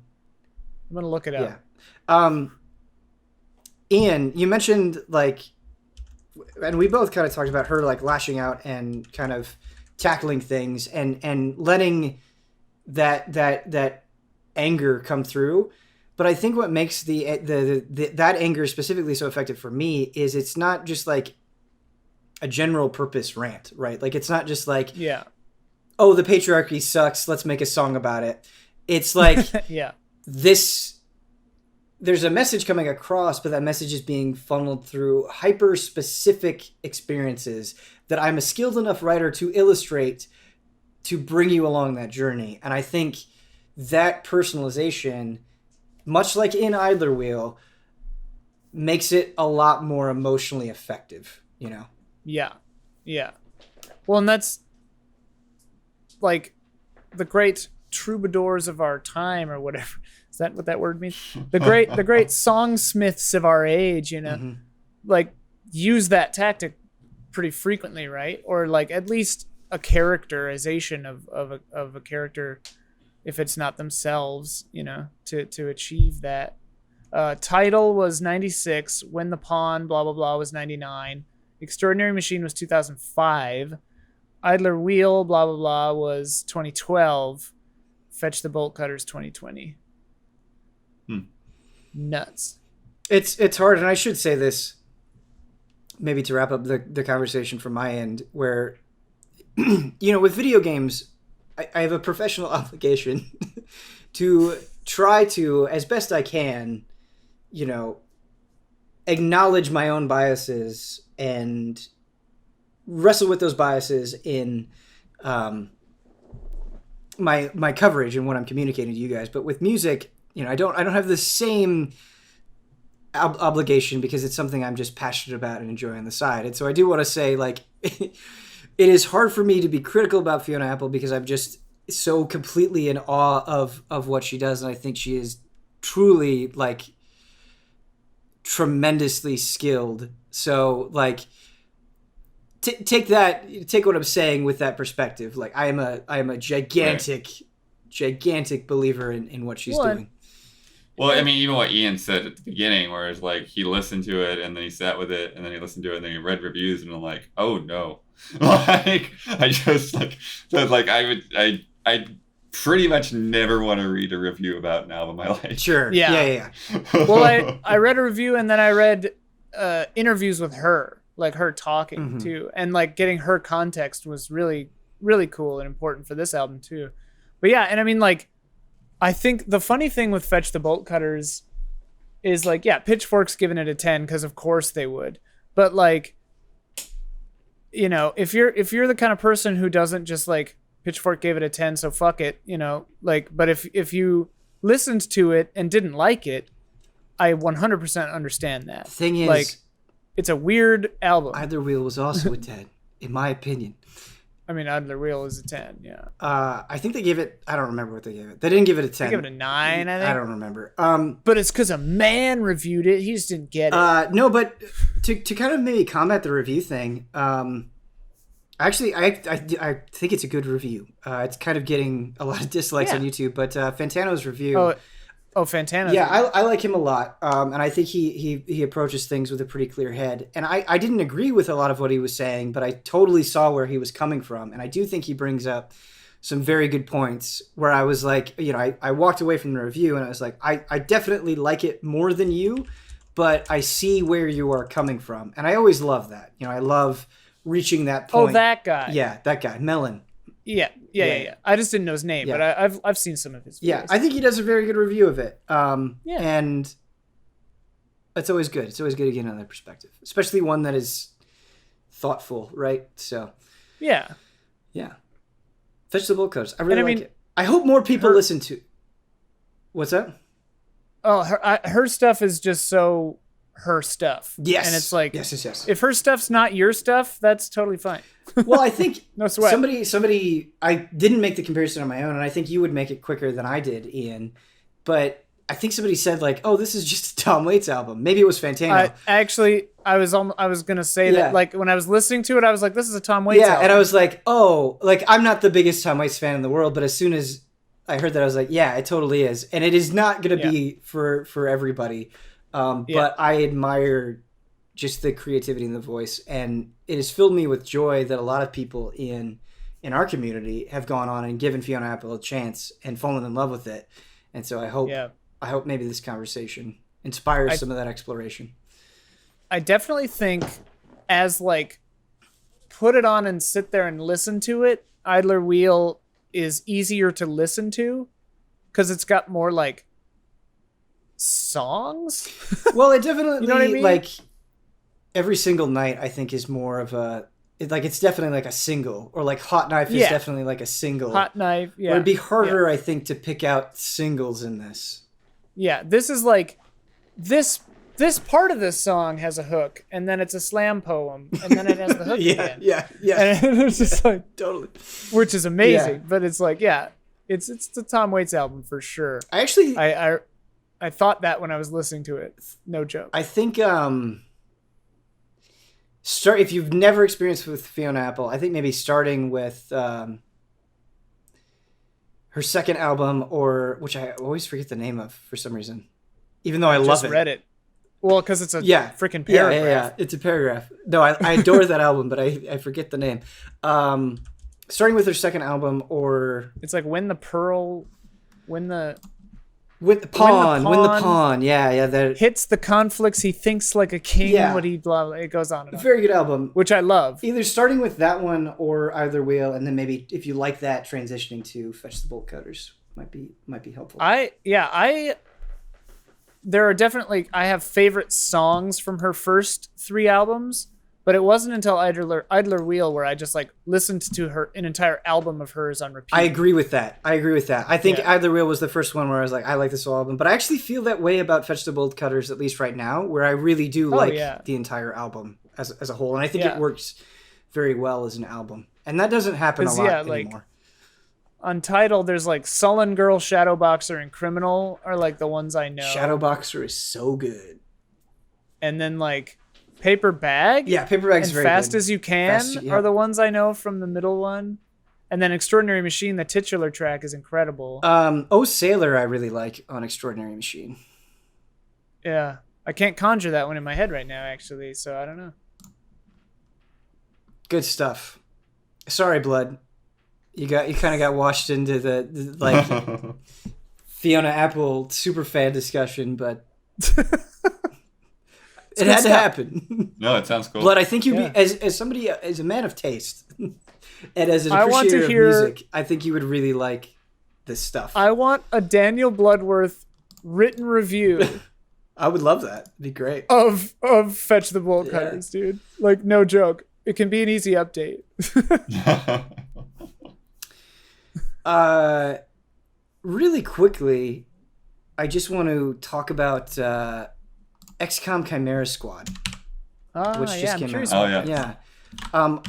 I don't want to spend too much time on it because I just got to play it for a little bit today. I'm not very far in at all, but I think even the little bit of time that I have, being introduced to some of the new mechanics, is very interesting. Is this a mobile thing or is it a full PC release? What is it? So is it an expansion? Is it its own game? Yes. What I really like about this is that wasn't a yes or no question. It's a full PC release. But it's just this weird little experiment for $10. At least right now it's $10. So it's a great price point, and it just has this energy about it that I love. I love when things are just like, we're just gonna do something a little bit weird. We're gonna play around with it. And I think this is why fucking Firaxis XCOM is on top. I got a call out. So I've been playing these XCOM inspired strategy games, and a lot of them are very good, but they're mostly good. You've got to finish that call out. Yeah, I will. I'll finish the call out. Okay.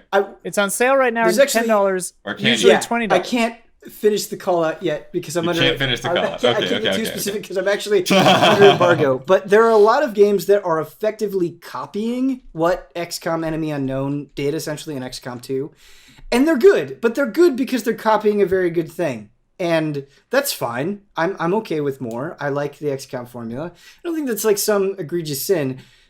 But XCOM, baby, it's forward thinking. And it was forward thinking from Enemy Unknown into XCOM 2, and then XCOM 2 into the War of the Chosen, and now War of the Chosen into Chimera Squad. And so I just bought Chimera Squad. Just literally right now. Nice. Well, you may have wanted to wait until I finish the impressions, because it's like, it's not all positive, but it's at least very interesting. So what it is XCOM, right, prides itself on you making a squad of people and having a lot of, like, not fodder, but you kind of recruit people and you give them their own names and they're kind of goofy. You can make them goofy if you want. You can make them look ridiculous. Chimera Squad is very story-driven. And War of the Chosen, I would say, was more story-driven than some earlier stuff. But you are playing as named characters who have distinct personalities. And you were playing through I'm getting a refund now. You're playing through a more linear story, and I definitely appreciate the direction that they're going for. I don't think so far anyway, and again, very, very, very early on, that it rises above anything beyond like it's cute so far. Like, you know, you kind of have this ragtag group. They kind of poke at each other a little bit. They kind of quip at each other. It is like what you would expect. It doesn't seem incredibly great, but I do think where they're placing it. So it's after XCOM 2 is already done and you've won the war, and people that were former enemies, these aliens, now you're working with them. And so your soldiers are more varied, where it's like, hey, you remember that snake guy that could like use his tongue to like grab people? Well, you can recruit somebody on your team that just does that. And so that's really fun, right? And that's not just a snake guy, but that's a snake guy with a name and a personality and a backstory and all that stuff. And so real hard to talk to though. Blood jokes. But that's really fun. And so because he hisses so much. What unpack that one for me? Okay. I thought that's what you were saying. I wasn't sure. I thought it was the hissing. But good stuff. Because he wraps you up in his tongue every time he says something. Like what?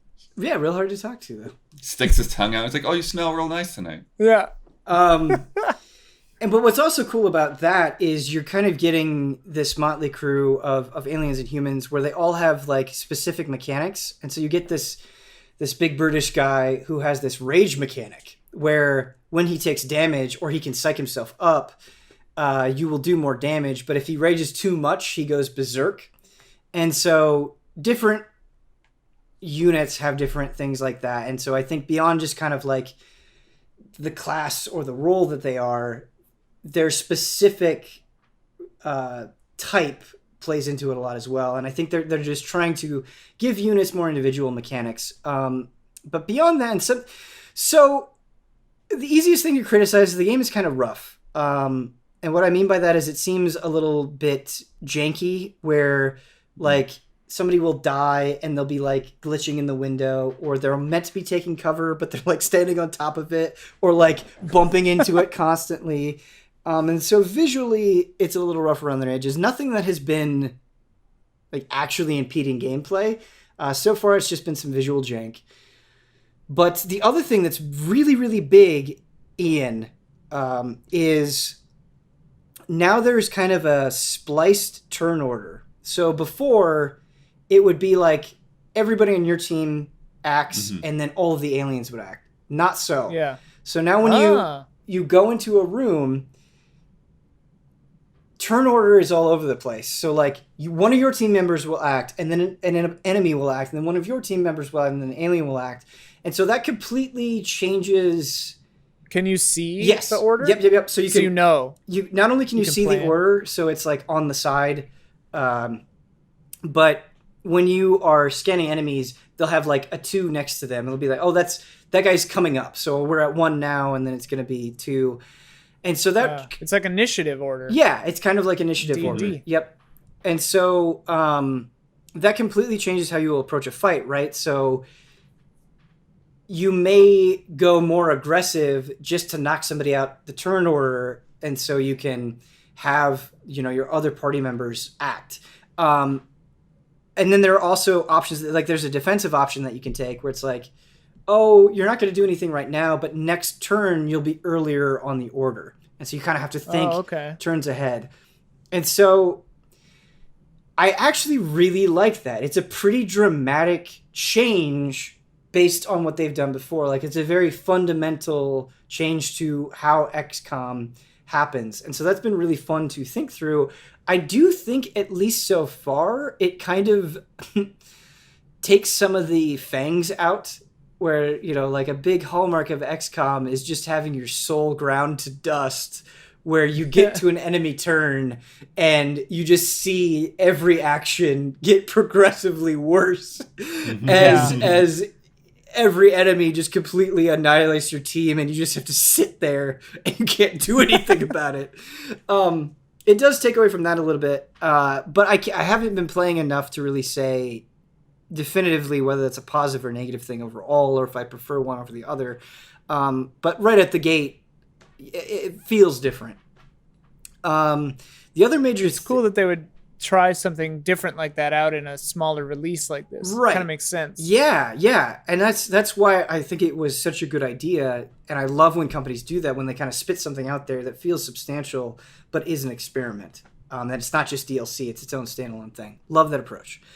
The other major thing that you can do is called breaching. And this is really, really, really interesting. So far the way missions have kind of worked, I've only done like the tutorial one and then one other one, but so far how they've worked is they've been like, there'll be 3 encounters and they'll be room to room to room. And so in order to transition into rooms, you will breach through a door and you will have like multiple entry points. And so it's like, hey, you can go through here and it will be safer, but you won't get as much of an advantage. Like the enemies won't be surprised, or you won't be able to do as much damage, or I'm forgetting the specifics of it, but that's kind of the general spirit of what they're talking about. Whereas, hey, you can take a greater risk, but the last person that will go through will be rooted in place for a turn. And so you kind of have to make these trade-offs. Or like if you want to breach here, you're going to need an item, which like maybe between missions you'll have to go and you'll have to spend some of your credits on. So you'll have to take resources. And or like there will be 2 different breach points, and you can either split up your team or you can decide if it would be better to send them all in at once. And so far, my knee-jerk reaction to that is I really love those decisions, and it feels very much in the spirit of XCOM, of managing your resources, weighing the pros and cons, and it also feels very quick. You know, you can kind of see what your options are, it's clear, and then you just make a decision. But then that decision is very important because when you breach and you, like, let's say you surprise everybody, you actually get like a free round of damage. So like the way it works from kind of like an in-universe standpoint is like you're busting in, and so everybody gets a turn to kind of like take a shot at them. Like in D&D? Yeah, like in D&D. So I think your call on like D&D and initiative order and like attacks of opportunity or like surprise does kind of play into... Can you still do Overwatch even though you don't have full turns? You can still do Overwatch. So you get 2 points, and you can use like some actions take 1 point, but like attacking takes 1 point, but if you do it first, it will end your turn for that character. Oh, okay, yeah. There's another really interesting... Like in D&D? Yeah. There's another really interesting thing where... Yeah, in D&D you can attack and then move, but yeah. Yeah, I know, anyway. There's another really interesting thing where you can subdue. So, like, you can run over... Because you're, like, police officers, essentially. You can just go and choose to not kill them, but knock them out. And what's interesting about this is I believe with subdue... You're limited on how often you could do it, but you have a 100% hit chance. And that can be really, really useful, especially, again, if you're trying to manipulate turn order and you're trying to get things that have lower health, is be like, I'm just going to run over, knock that dude out, now he's out of the turn order. So that's really cool. And I think there are going to be gameplay benefits, kind of like... Monster Hunter? Kind of like Monster Hunter, sure. Capture instead of kill. D&D? But like preserving the guy. I haven't really gotten into how that plays out yet, and hope to give... Do you have a hub, like a base? You have like a base, yep. And so you have a base where you can recruit people, and you can research things, and you can buy stuff. So you can buy like you don't necessarily know, but... You can buy like a card, like a key card, like a security card. It's like, hey, you're going to need this if you want to breach this specific door. So that's really interesting. Like in Fire Emblem 3 Houses. What? You can buy keys and chest doors. Oh, doors. sure. But I was like, there were no key cards in Fire Emblem 3 Houses. But sure. The yellow key card, Ben. Yeah.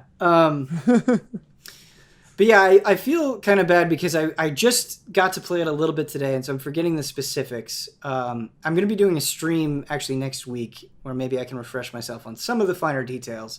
But I think the general point is whether I end up really liking this or thinking like, they could have improved a lot of things, I'm still grateful that this exists. And like, immediately it's interesting, and it's like, oh, I see why you're playing around with this. I see why you're doing this. Like, I think if you're a fan of XCOM, you will appreciate what they're going for at the very least. It's just cool. And for $10. For $10, yeah. I don't know how $10. it's supposed to be $20, but they've like slashed it in half. It's insane. Oh, I don't okay. know how long. Like a launch day I don't know sale. how long that's gonna last for. But yeah, especially at $10, I super think this is worth looking into. It's definitely grabbed me immediately. So, but yeah, gonna be doing a stream on that next week. Please tune in. Ian, Hey, talk to me about Stronghold Warlords. I will. Quick shout out to 2 other games real fast. Before We Leave is like a non-violent Civ game coming out soonish, I think. Yeah, where non-violent meaning like parlay with people or negotiate or No, just there aren't enemies. okay. It's just about building up your little civilization on a planet and then getting to another island on that planet and then getting to another island and then eventually getting off that planet and starting it over on another planet. It's pretty cool. And then a little puzzle game I checked out called Filament, which you are a little robot inside things pulling a light cord around and you have to light up certain things in a certain order. It was cool. I played it for like an hour, so I got a little taste of it. It was neat. But Stronghold Warlords, I'm excited about. A little afraid to be excited about it because Stronghold 2 and 3 were awful. But I love Stronghold Crusader and I love Stronghold 1. I grew up playing those. Well, grew up. I don't know how old I was, but like I would play those a lot. And my sister and I would have LAN parties at my house and like play that game. Hey, Ian. Ian. Huh? Still young at heart, man. Yeah. But yeah, so Stronghold, if you don't know, they're castle building RTSs, real-time strategy games. And they've always been sort of niche, maybe. I don't know. Crusader was a little faster, a little more action-based. Stronghold 1 was a little more sim-esque, but it's never been like super heavy into that. Stronghold Warlords takes place in China, I think. And it it focuses on some of the weaponry and design philosophies of, I don't know what era, but of that sort of stuff. I played a preview build, which I guess was from PAX East or something. It was really funny on my computer because I've got this dumbass monitor that's super ultra wide, and it's a demo, so it doesn't have settings. So even though I set my windows to be 1080, it would still just fill my entire screen. And so like the top and bottom were kind of cut off, and everything was like spread out. It didn't like stretch it, but everything was spread out weird. And it was clear that it wasn't supposed to be happening that way. And some of the AI was a little, it was definitely like an early build. But what I love about it is it seems like they're going back to basics a little bit with some of the stuff that was great about 1 and Crusader and taking out some of the stuff that sucked from 2 and 3. Like, you still have like a build range, but it seemed a little less terrible. And the walls, the way you can build walls is a lot more structured. You can build like half of the outer half of the wall and you can make the middle as wide as you want and then put the other half there. Destructibility stuff is simulated better. But in the short taste that I played, it was cool. You got to interface with warlords that were other NPCs. They're sort of like city states in Civ. If you've played Civ, where they're kind of like a little feudal lord over there, and you can, I think through diplomacy or combat, take them over. I just beat them in combat and took them over. But then you can they're like your vassal then, and so you can have them like send a horse army at the enemy. Like you click on the map and you spend like warlord points or what have you, and you spend like 50 warlord points and be like, attack these guys with your horse army, and you attack them with your siege weapons and try to break this wall down. be careful. The siege weapons do not discriminate. I blew up one of my own armies with that thing. It like just targeted the wall and blew up some of my guys. But it was a lot of fun, and it seems like a return to form. I'm hoping.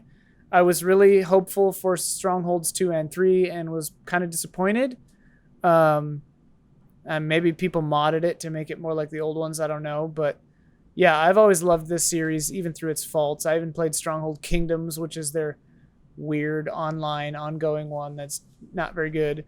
But this one's got promise, and I'm excited about it. Do you think it will resonate with people who have no experience with Stronghold?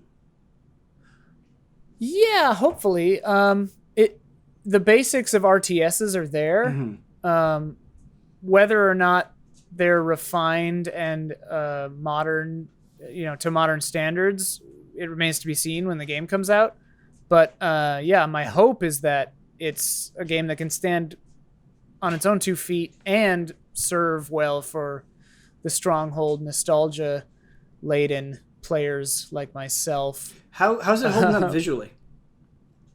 It's not gorgeous, but it wasn't hideous. And it was a demo build, and I was playing it on a weird monitor. Right. So, yeah, I took the gamble with the super ultra wide monitor, and it doesn't pay off all the time. But I desperately need a new PC monitor, man.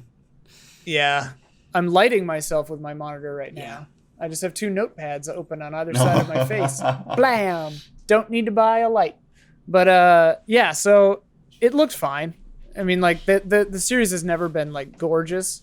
I like the way it looks. It kind of just looks classic. Yeah, so to me, it ran pretty well and it looked good. So yeah, hopefully. When is it supposed to be coming out? I know you mentioned that this was a demo thing, but is it just like we're working on it? Here's what we've got so far. We'll see you later. Yeah. Okay. They actually, their website and community management stuff is really, really good. Oh, they nice. have a lot of really, really good videos and stuff about the process. They've been pretty open about. They know that 2 and 3 weren't great. Even when I actually met them at E3 and had a demo of this game. Yeah. And you can look back at our E3 content to hear me talk about it back then too. But I even said, like, I love this series. I always have. 2 and 3 were bad. Basically, and they're like, yeah, we know. It's funny, the last email they sent me was about medieval rocket launchers. Yeah. This one has that. This one has, apparently some of the stuff was real and some of it they've heightened a little bit, but like a cow that you like set on fire and it runs at stuff and then it blows up when it gets there. It's like, I might have to check this kind of nutcase old warfare stuff. I mean, it's like gnarly medieval warfare. Check this out. In the old Stronghold, I believe you could catapult a cow into someone's castle and give everyone like the plague. That sounds cool. Yeah, like noxious fumes would come out, and yeah. So PETA's gonna love this game. Blowing up an ox. It doesn't say anything about a release date. Yeah. No, I don't think they know. I think it's they're kind of an independent. What is it? Firefly, right? Yeah, Firefly. It's gonna be done when it's done. Definitely, some work needs to be done still, but I'm positive on it. That's good. What were you gonna say? Sorry. No, it's okay. I feel like if you're feeling positive about it in an early stage, you're a tough cookie. You'll let them know if it's not good. But I love it when creators of anything, really, not just games, can be like, yeah, we fucked up there. Like, that was not our best moment. Because I think that's healthy, right? Like that. Yeah. If you don't treat everything so precious, it will allow you to go on and make better stuff. Ian, tell me about this hot off the presses, everybody's jumping up and down Mario Maker 2 update. Yeah. Woo. So I just jumped into it today. My experience is limited. I did string together 5 of my levels that I had previously made into World 1. So you can have 8 worlds, and each world... I thought each world could have 8 levels, but it limited me to 4... plus a castle, so 5. I know why they said 8. Okay, so you can have 5 of your own levels and 3 toad houses. So 8 courses like that. Gotcha. I was hopeful that it was 8 of your own courses, and maybe this changes on World 2 or something, but that was how it was laid out here. I had 1 for the castle, 4 for the map, and you can do up to 3 toad houses and a pipe. So I made a little map.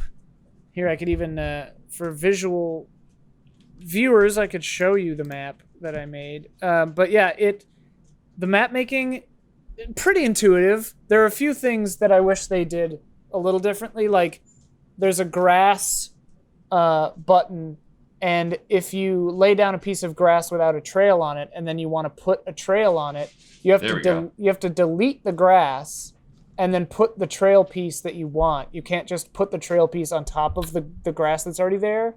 Weird. Which seems very strange, but I mean, whatever. So yeah, you can do bridges, you can do land pieces, you can decorate with like little mountains. You can do the uppy mountains and put like a toad house or a level up there.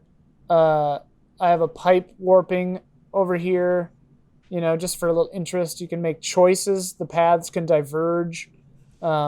Just classic Mario map stuff, overworld map stuff. How is anyone who had experience with it, like, how are you not just immediately filled with the warmest nostalgia upon seeing a Super Mario World map, overworld map, Maximum good vibes. Maximum good vibes. Maximum.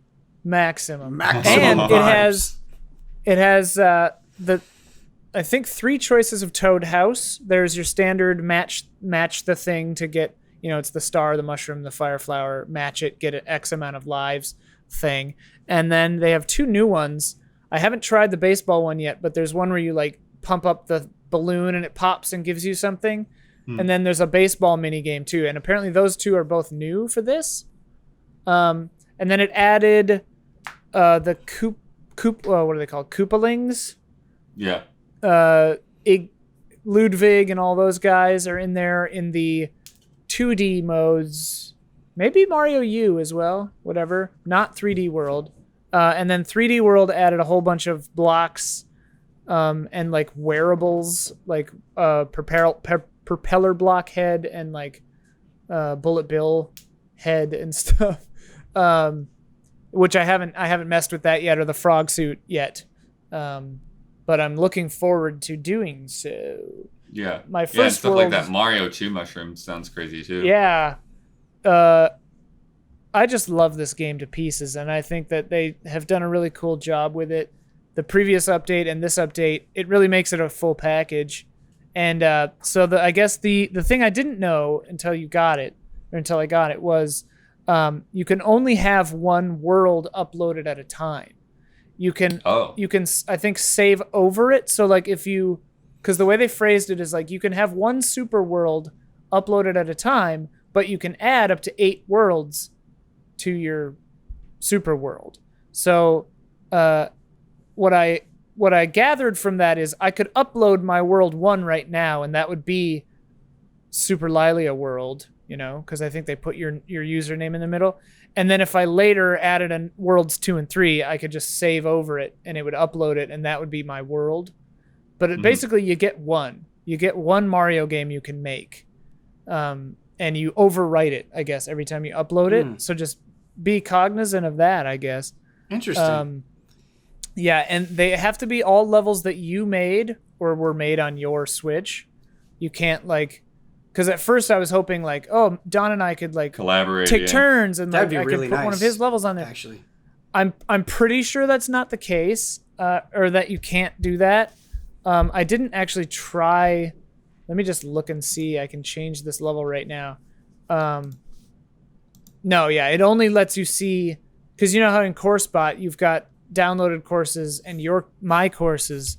It only shows you the My Courses page. So it's only levels that you made or were made on your Switch. But yeah, it's cool. Ian, do you think if this update had come out sometime last year that it would have given Mario Maker 2 more prominence in our Game of the Year discussions? That was the first thing I thought. Do you Ben Moore? Do you feel some bitterness in that? No, I'm long past Okay. bitterness. You know, Okay. Well- you can't have bitterness. I feel like I'm in a rough When- spot with Mario Maker 2 because, like, you know, you and Don are these great level makers, and, like, I just haven't really put in the time to develop those skills, and, you know, I got all these other games to play, and it's like, this sounds amazing, but I just kind of feel a little bit of intimidation jumping I would back say in. Dawn is a great level maker. I just kind of throw things. Oh, you. I just go for it. Oh, you. But he definitely puts in a lot more time than I do. But well, that's kind of the beauty of Mario Maker, right? Is like you can get Kaizo with it and like go nutcase about it, or do like a Dawn thing and super design everything, or you can do what I do and just kind of like sit down a few times and try stuff out Sure. and have fun. You know, like what I like about it. Could you make the Fiona Apple album in Mario Maker 2? Well, now we have to try, Bloodbird. It does have music blocks. I don't know how to do that, but it's pretty crazy. But yeah, oh man, you could.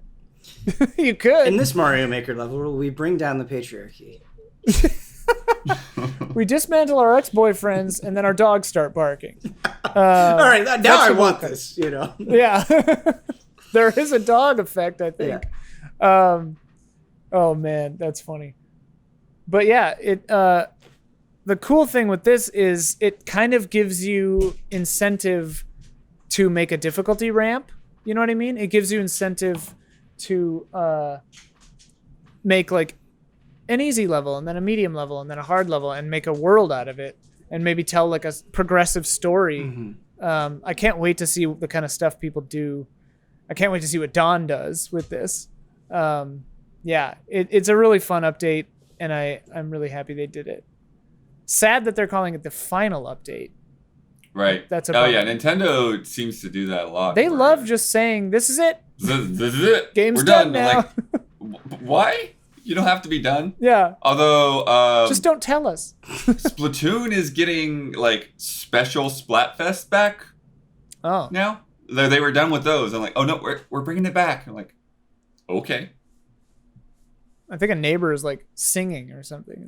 Very weird. Oh, I think Nice. I heard that neighbor singing about this HOTTAKE! Oh! It's unfortunately a little bit delayed with the Zoom. The HOTTAKE, I think, suffers a bit, but it's all right. Maybe on our local recordings. what if that? What if the earthquake the other night had happened during the HOTTAKE? How crazy would that be? Oh, That has happened before. Ian was on that episode where we had an earthquake happen yeah. during a We had an HOTTAKE. earthquake. It was very bizarre. I don't remember what episode remember it that. was, but for this, Everything just started. It was back in the studio. Remember the studio? How's that place doing? remember Sunshine? Oh, I should get a. We should get images of our studio and put them behind ourselves. On Just Zoom. be like, we're back. And get like, figure out what order we're in, and then like put the slightly offset, you know, so that it completes the picture. We should really fuck with people and get images of the Defy office and put it behind us. We're back. We're back. For this HOTTAKE, Sorry. I was inspired by the reaction that I've seen to not only Final Fantasy VII, but I think just recently, like Animal Crossing, Final Fantasy VII Remake, Fire Emblem Three Houses are all very good examples of this. Games that tend to really dominate social media or feel sure. very shareable in a way that I think kind of injects even more life into them than they would have if these different platforms didn't exist, right? Yeah. And I'm not saying that in like a way, in like a condescending way. I really enjoy it. I love seeing some of these things. Like people have made incredible like Animal Crossing jokes or Fire Emblem jokes, or seeing everyone lose their collective horny minds over Aerith and Tifa or Jessie in Final Fantasy VII Remake has been hilarious. It's been great. I love it. But I think it really has added to the conversation in a way that is kind of like interesting to think about. And so I guess I just kind of want to get your commentary from both of you on that whole experience, how you engage with it, how you appreciate it, or if you don't appreciate it. And I think maybe more specifically, do you think that is influencing games on a creative level? Do you think that sort of shareability and that sort of discussion is influencing in any way the kind of decisions being made about these games or these series? Well, yeah. Well, I don't think there's a day go by that I haven't shared an Animal Crossing screenshot or video of some form. Mm-hmm. And it's weird because it's not like, because you can kind of see like a speedrunner or a competitive person or even like a Mario Maker level, like, there's a certain sense of like, here's like, not quite bragging, but like, here's this cool thing that I did. Whereas Animal Crossing, it's almost like, here's just this moment, like, I just want you to experience this moment that I experienced, Mm-hmm. And I honestly, like, for a while now, I've really felt like that share button, or capture button or whatever it's, called on Xbox, that is been like the game changer of this generation. Yeah. Like that has just made it completely seamless. You hit that button, you type your treat real quick, and then you go back to your game. Or if you're not a professional streamer, then like you hit that button, you start streaming, and there you go, and you're sharing your game with your friends. And it's just made such a huge change in the landscape, and Twitch, it goes right along with that. It's, not everybody's using a share button to get onto Twitch, but it's all part of that same part. It's all part of like sharing your gameplay experience with other people, and upending like how people think about things like copyright systems. And it's like, okay, but this is somebody else's art Right. that you're broadcasting and making money off of, but it seems unfair for anyone to shut you down for doing that.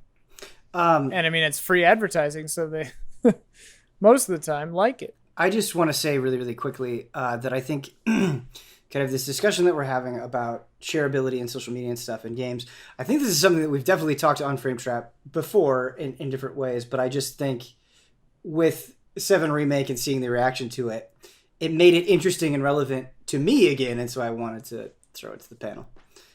Well, it's something that, like Bloodworth was saying, the share button, and I think photo modes in games is something that's risen to prominence. It's almost a necessity nowadays. I mean, like Animal Crossing has it, with even like filters and stuff.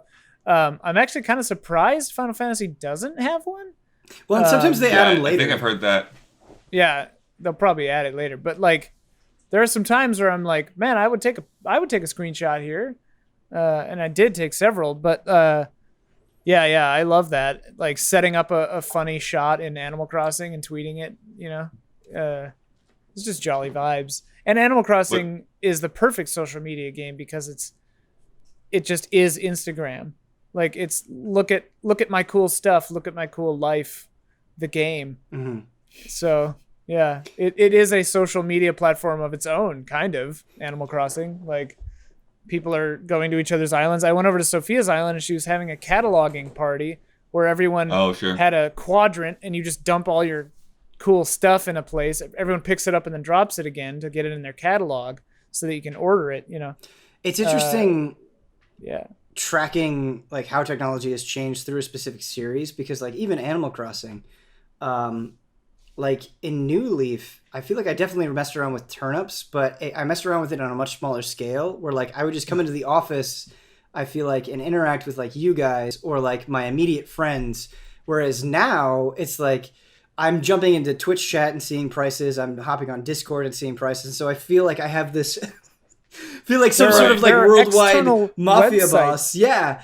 There are external websites called Nookazon and like that monitor and distribute dodo codes. Right. And I know people have gone broader with Animal Crossing before, but just based on my own personal perspective, I feel like it indicates how much more indebted into different platforms and communication I am now than I was when I was playing New Leaf. Right.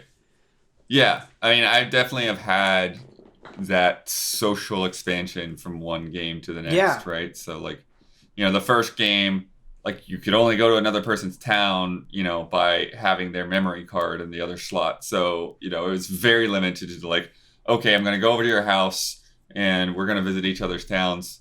And then the DS game, that was online for the first time. And so, it was my close friends and we were going back and forth to each other's towns. And then 3DS, I was, in this Facebook group of people, and so I was meeting people that were playing Animal Crossing, but it was still really just like the people at work and the people in that specific group. And now it's just like, yeah, like you're saying, like when turnips happen, it could be anyone from chat or Discord or whatever.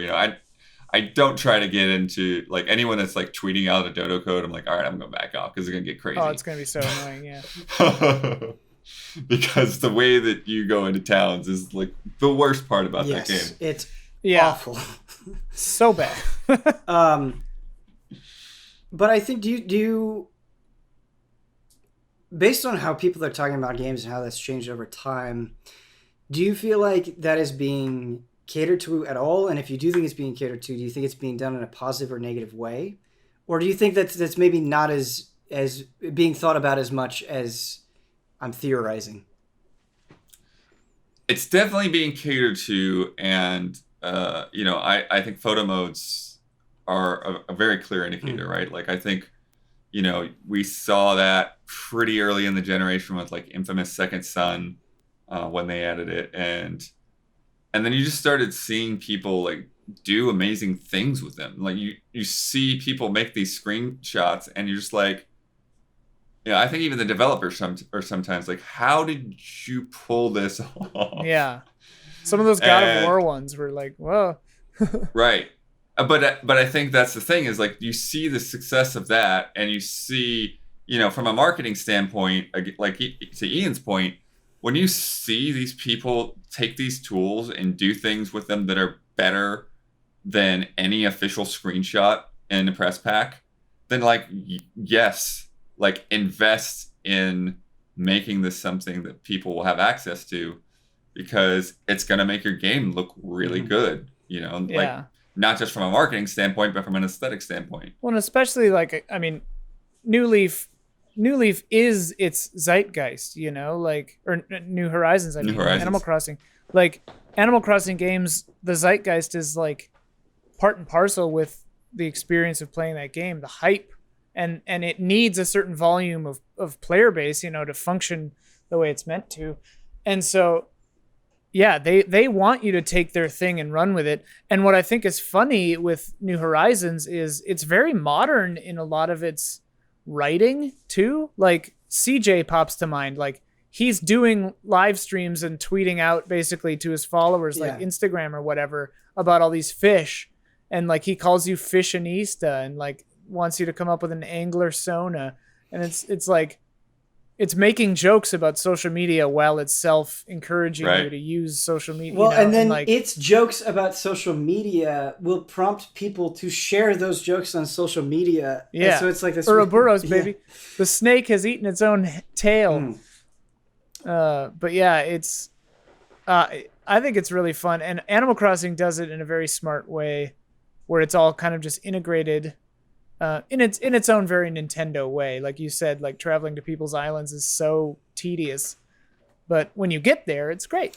It's really interesting because I've seen some people who are like, I don't like Animal Crossing. This isn't my thing, but everyone is talking about it, and so I just bought it. And I think that is really powerful and interesting as well, that where, especially I think during something like a quarantine, where maybe you're turning to social media even more than your own immediate circles, is games creating that sense of FOMO, where like the primary drive of why you're getting it is because it's such a hot topic of conversation, which like, of course that's always been a thing, but I think it is different and more directed now for sure. Well, and it's, I mean, like some of my favorite games, obviously Souls games, like you see someone doing some crazy build in a video that they did, or showing some secret for the first time that you hadn't seen, and it's all just part of that engine that keeps a game in your mind and keeps you going back to it. Right. And yes, sells copies, even if it's at gunpoint. It feels like societal gunpoint. Like, it makes me think of those comments, Bloodworth, that we get on the channel sometimes, where like, oh, games. I feel like there was a game sleuth that this happened with, where like there were several comments where like someone was like, "Fine, I watched it. YouTube, stop recommending this video to me." Yeah. Like, like YouTube just kept telling them to watch this, and they're like, "Get away from me." But hey, good video, you know. I think the number one thing that I fear is, as much as I adore Animal Crossing, or like the discussion that Final Fantasy VII Remake has caused, or the discussion that like Three Houses has caused, I hope it doesn't get like so overwhelming that it kind of like pushes other things out. So like a good example of this is like Metro Exodus, where I don't think Metro Exodus is a very shareable game. It tells a very complete story. It tells a story that you don't really want to spoil, and so there are things like you don't want to get into. Right. But there's not like really, there aren't moments that those other games that I've said where like you would make social posts about. So it doesn't lend itself as well to that. But I do think it is a great game, and I think it is very much worth experiencing. But it's one that can feel maybe hard to share. But I think just because something is hard to share, I don't want that to get like thrown to the wayside, you know? Mm-hmm. Well, and it's weird too, like Final Fantasy again, even Square overshared. Like I was that looking, launch trailer, oh my God. Yeah, it showed everything. And like their website, like the stills, they've got late game stuff in there. Like, I don't want to see what Cloud's dress looks like before I play this game, you know? Like, I don't want to see that. Like, yeah, I know what characters are in Final Fantasy VII. I don't want to know if they're in this part. I don't want to know what they look like. Why are you showing them? Like, it's crazy to me. So it's really weird because they're really sensitive about spoilers, but also spoiling the hell out of their own thing. Yeah.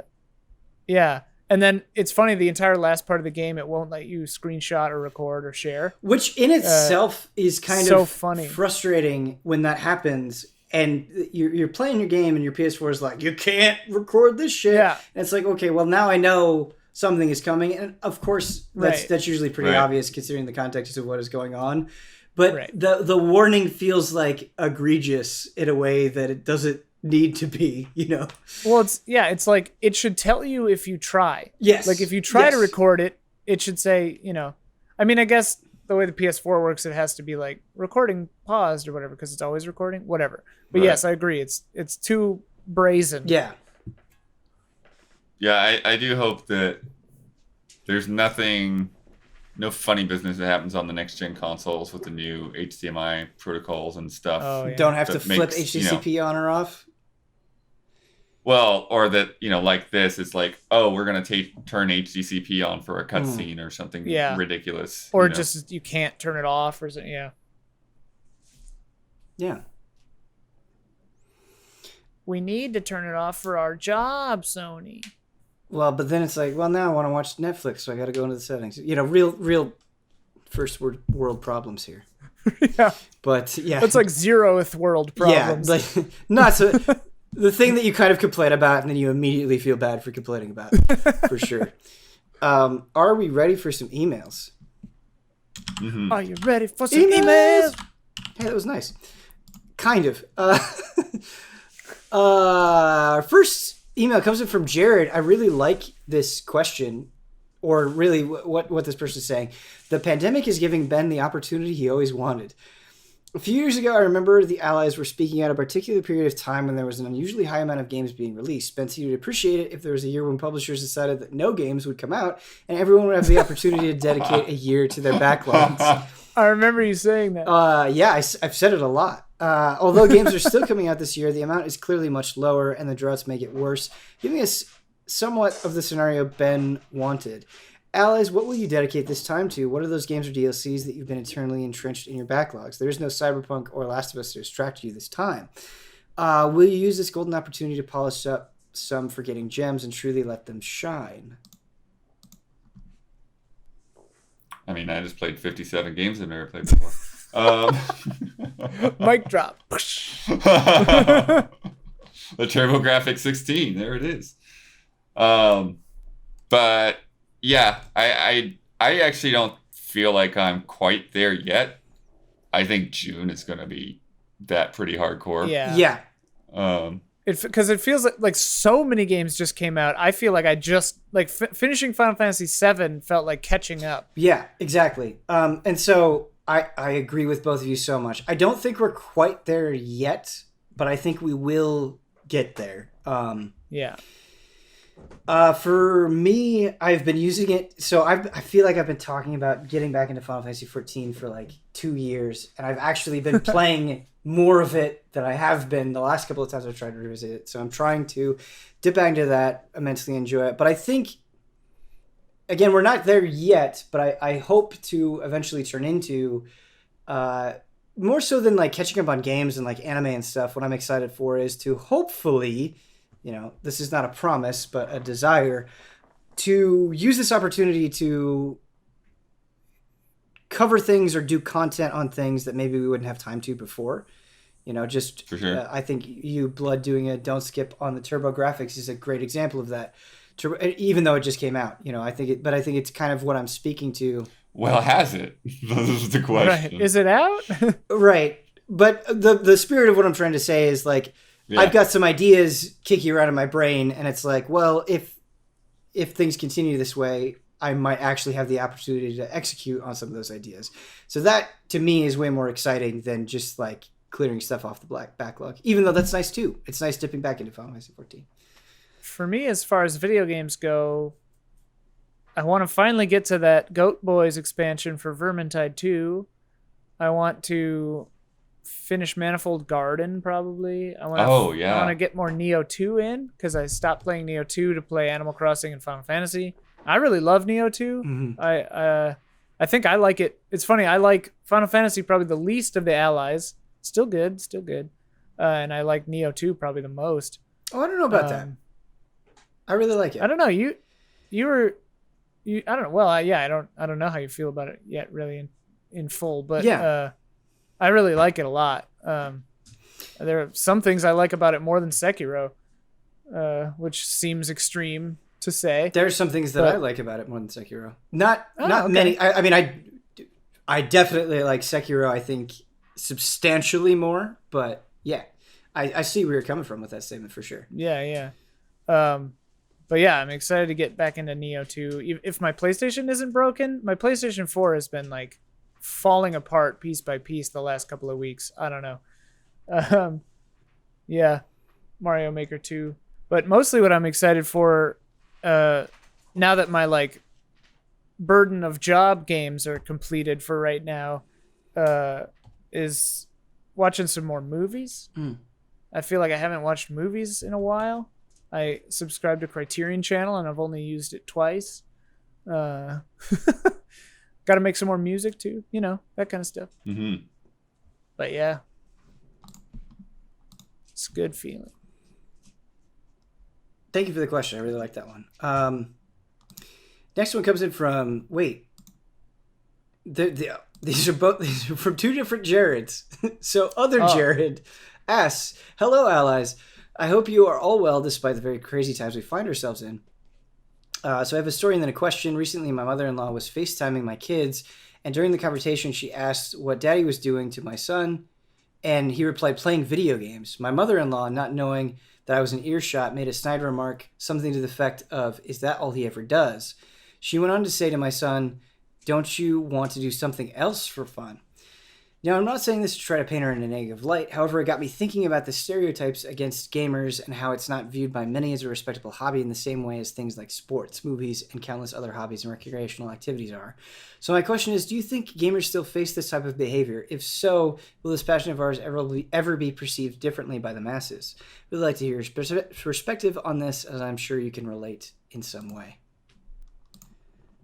I often find myself wondering what people who don't play video games do, because like to me, if the choice is like playing video games or just sitting there watching BBT, it's like, well, at least a video game is like active, BBT is literally destroying your mind. Yeah, I was going to say mind riding. I was going to say mind riding. Yeah. So, yeah. But I mean, like, live how you want to live. You know, do whatever you want. This question is actually hard for me to grapple with because, while I don't disagree that there's probably some negative perceptions depending on where you're at, it's so much better than it used to be. Like I think it is hard to deny that games as a whole are just way more pervasive in day-to-day life and accepted than they used to be. And so I think just kind of seeing that sea change over time, it's hard to feel like that's a common thing. And I feel like people are less and less embarrassed by games. I would say that, yeah, any like the mother-in-law, not to pile on the mother-in-law in this story, but like an opinion like that is just not founded on a full knowledge.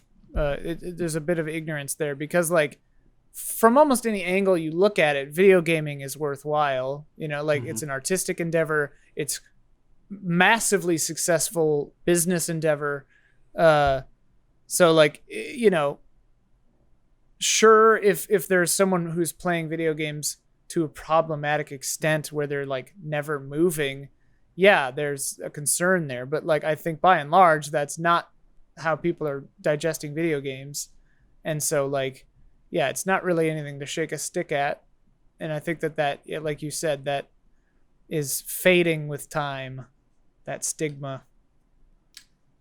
I think one thing that I've thought about sometimes, and I really don't get much of this too much anymore. But one thing that I've come across with relatives sometimes is that like you get together with people or you see people in like very like limited specific windows of their lives, right? Mm-hmm.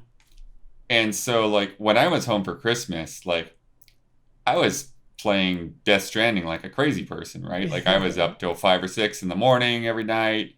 And, you know, it was just constant. And it could be really easy for like my mom or my brother to assume that like, oh, that's just what my life is like. I'm like, I don't get to play this much video games on a regular day-to-day basis. It's like I'm on vacation right now. You know, great. So and even that, it's like, I'm trying to be mindful a lot of the time of like, well, when other people are awake, then, you know, I'm going to do something else. And so it's like, I'm playing like this because like, this is the time that I can play is like in the middle of the night when I'm, you know, not going to be doing other things or there's not going to be, you know, toddlers in the house or whatever. Yeah. The funny thing that always happens to me with relatives is I don't talk to them very much, and then when I do, they seem to forget what I do, and they just assume that I make video games, and it's like, no, I don't make games. When we worked at Game Trailers, I had to explain every single time that we don't make game trailers. Yeah. I can see that confusion, though. Yeah, that confusion was very easy. And then eventually I was just like, yeah, kind of. Yep. Yes. Explaining my job now is even more nebulous. I'm just like, yeah, we make videos and stuff. Right. Yes, I am. Mostly about video games. I am responsible for the 7 remake. Yes, that was me. I did that. Yeah, that was us. Yeah.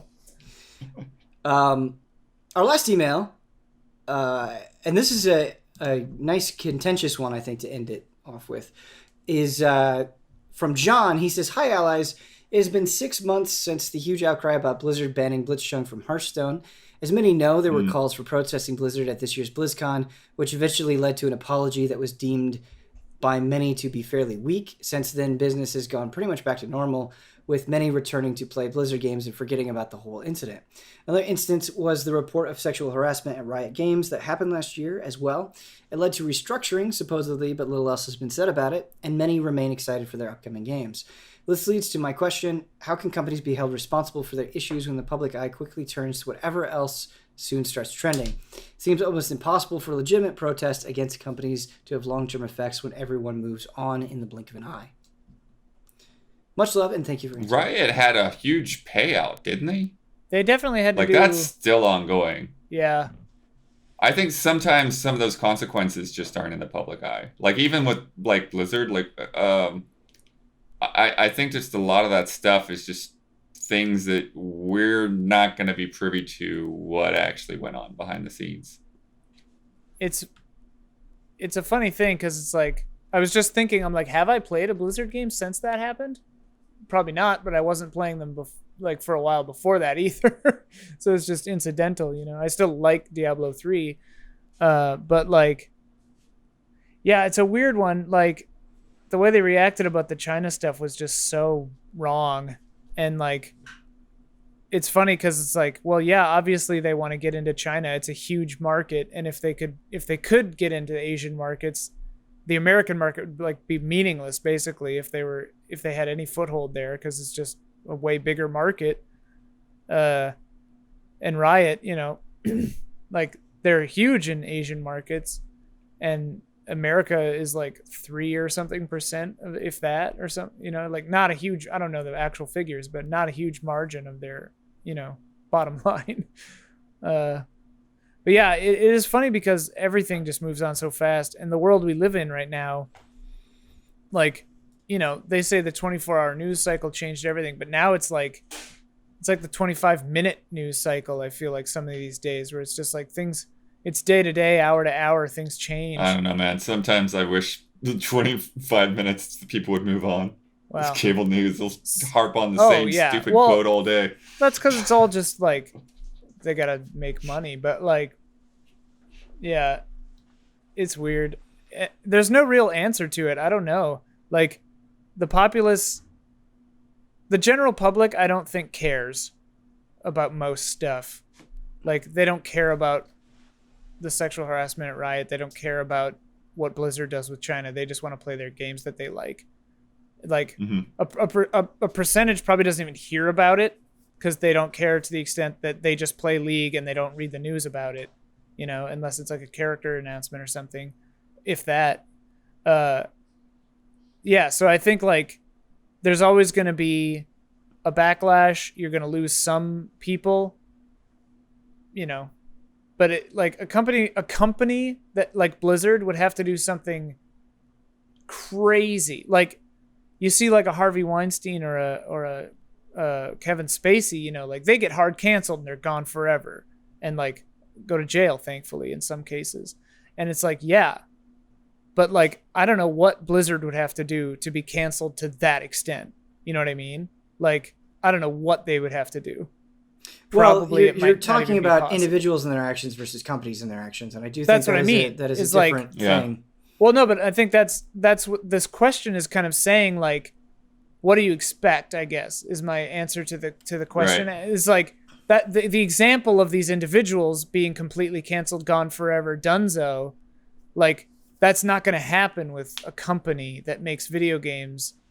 I don't think, unless they did something so egregious or went out of business that they went out of, you know. Well, you know what I mean? And in a way too, like, you are generalizing to a huge extent because the company didn't do this. Right. You know, like the company was also victims of what the company did. Like, it's, you know, it's, there are individuals within that, and you only talk about it in terms of Riot Games or Blizzard because you don't have much more information to go off of. Right. And you don't know these people, you know, from anyone else. So. And in the cases when it is like a human being at a company, like, they get fired most of the time, you know? So like, then the company can recover.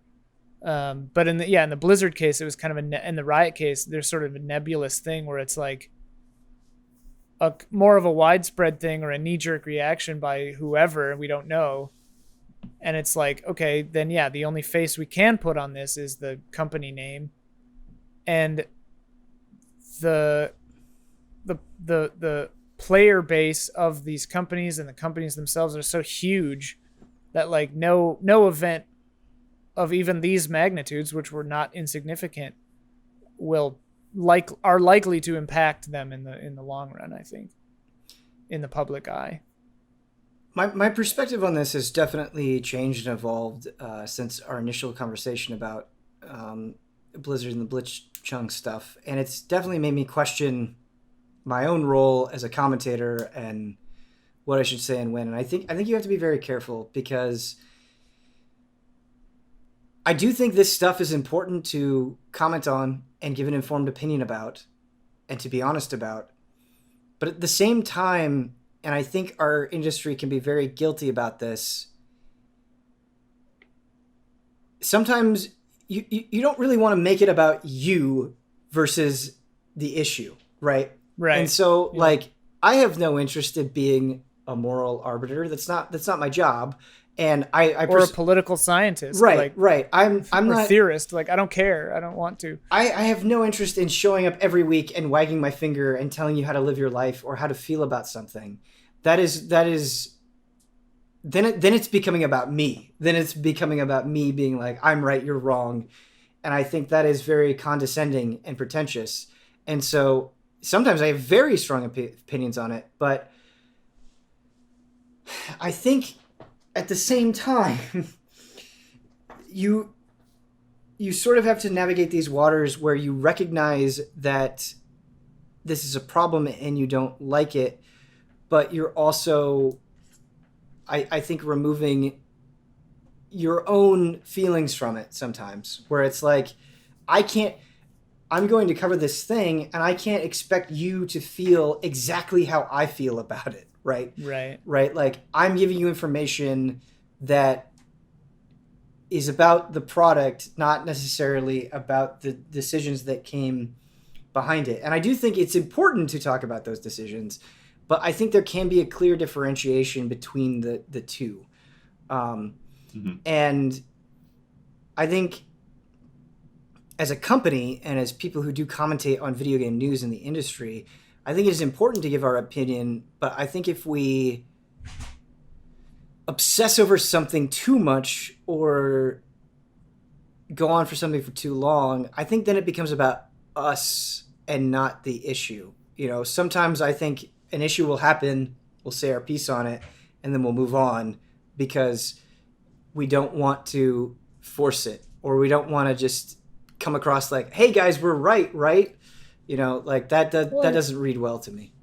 And it's just like in your everyday life too, like anyone, like if you personally have a stake in something or feel a certain way about something, you should express that, and you can try to, you know, you can express that to your friends and family in a way that maybe, you know, not even with the expectation of conversion, of like getting them on your side or whatever, but just say like, oh yeah, I'm not going to buy that Blizzard game because they did this shady thing and whatever.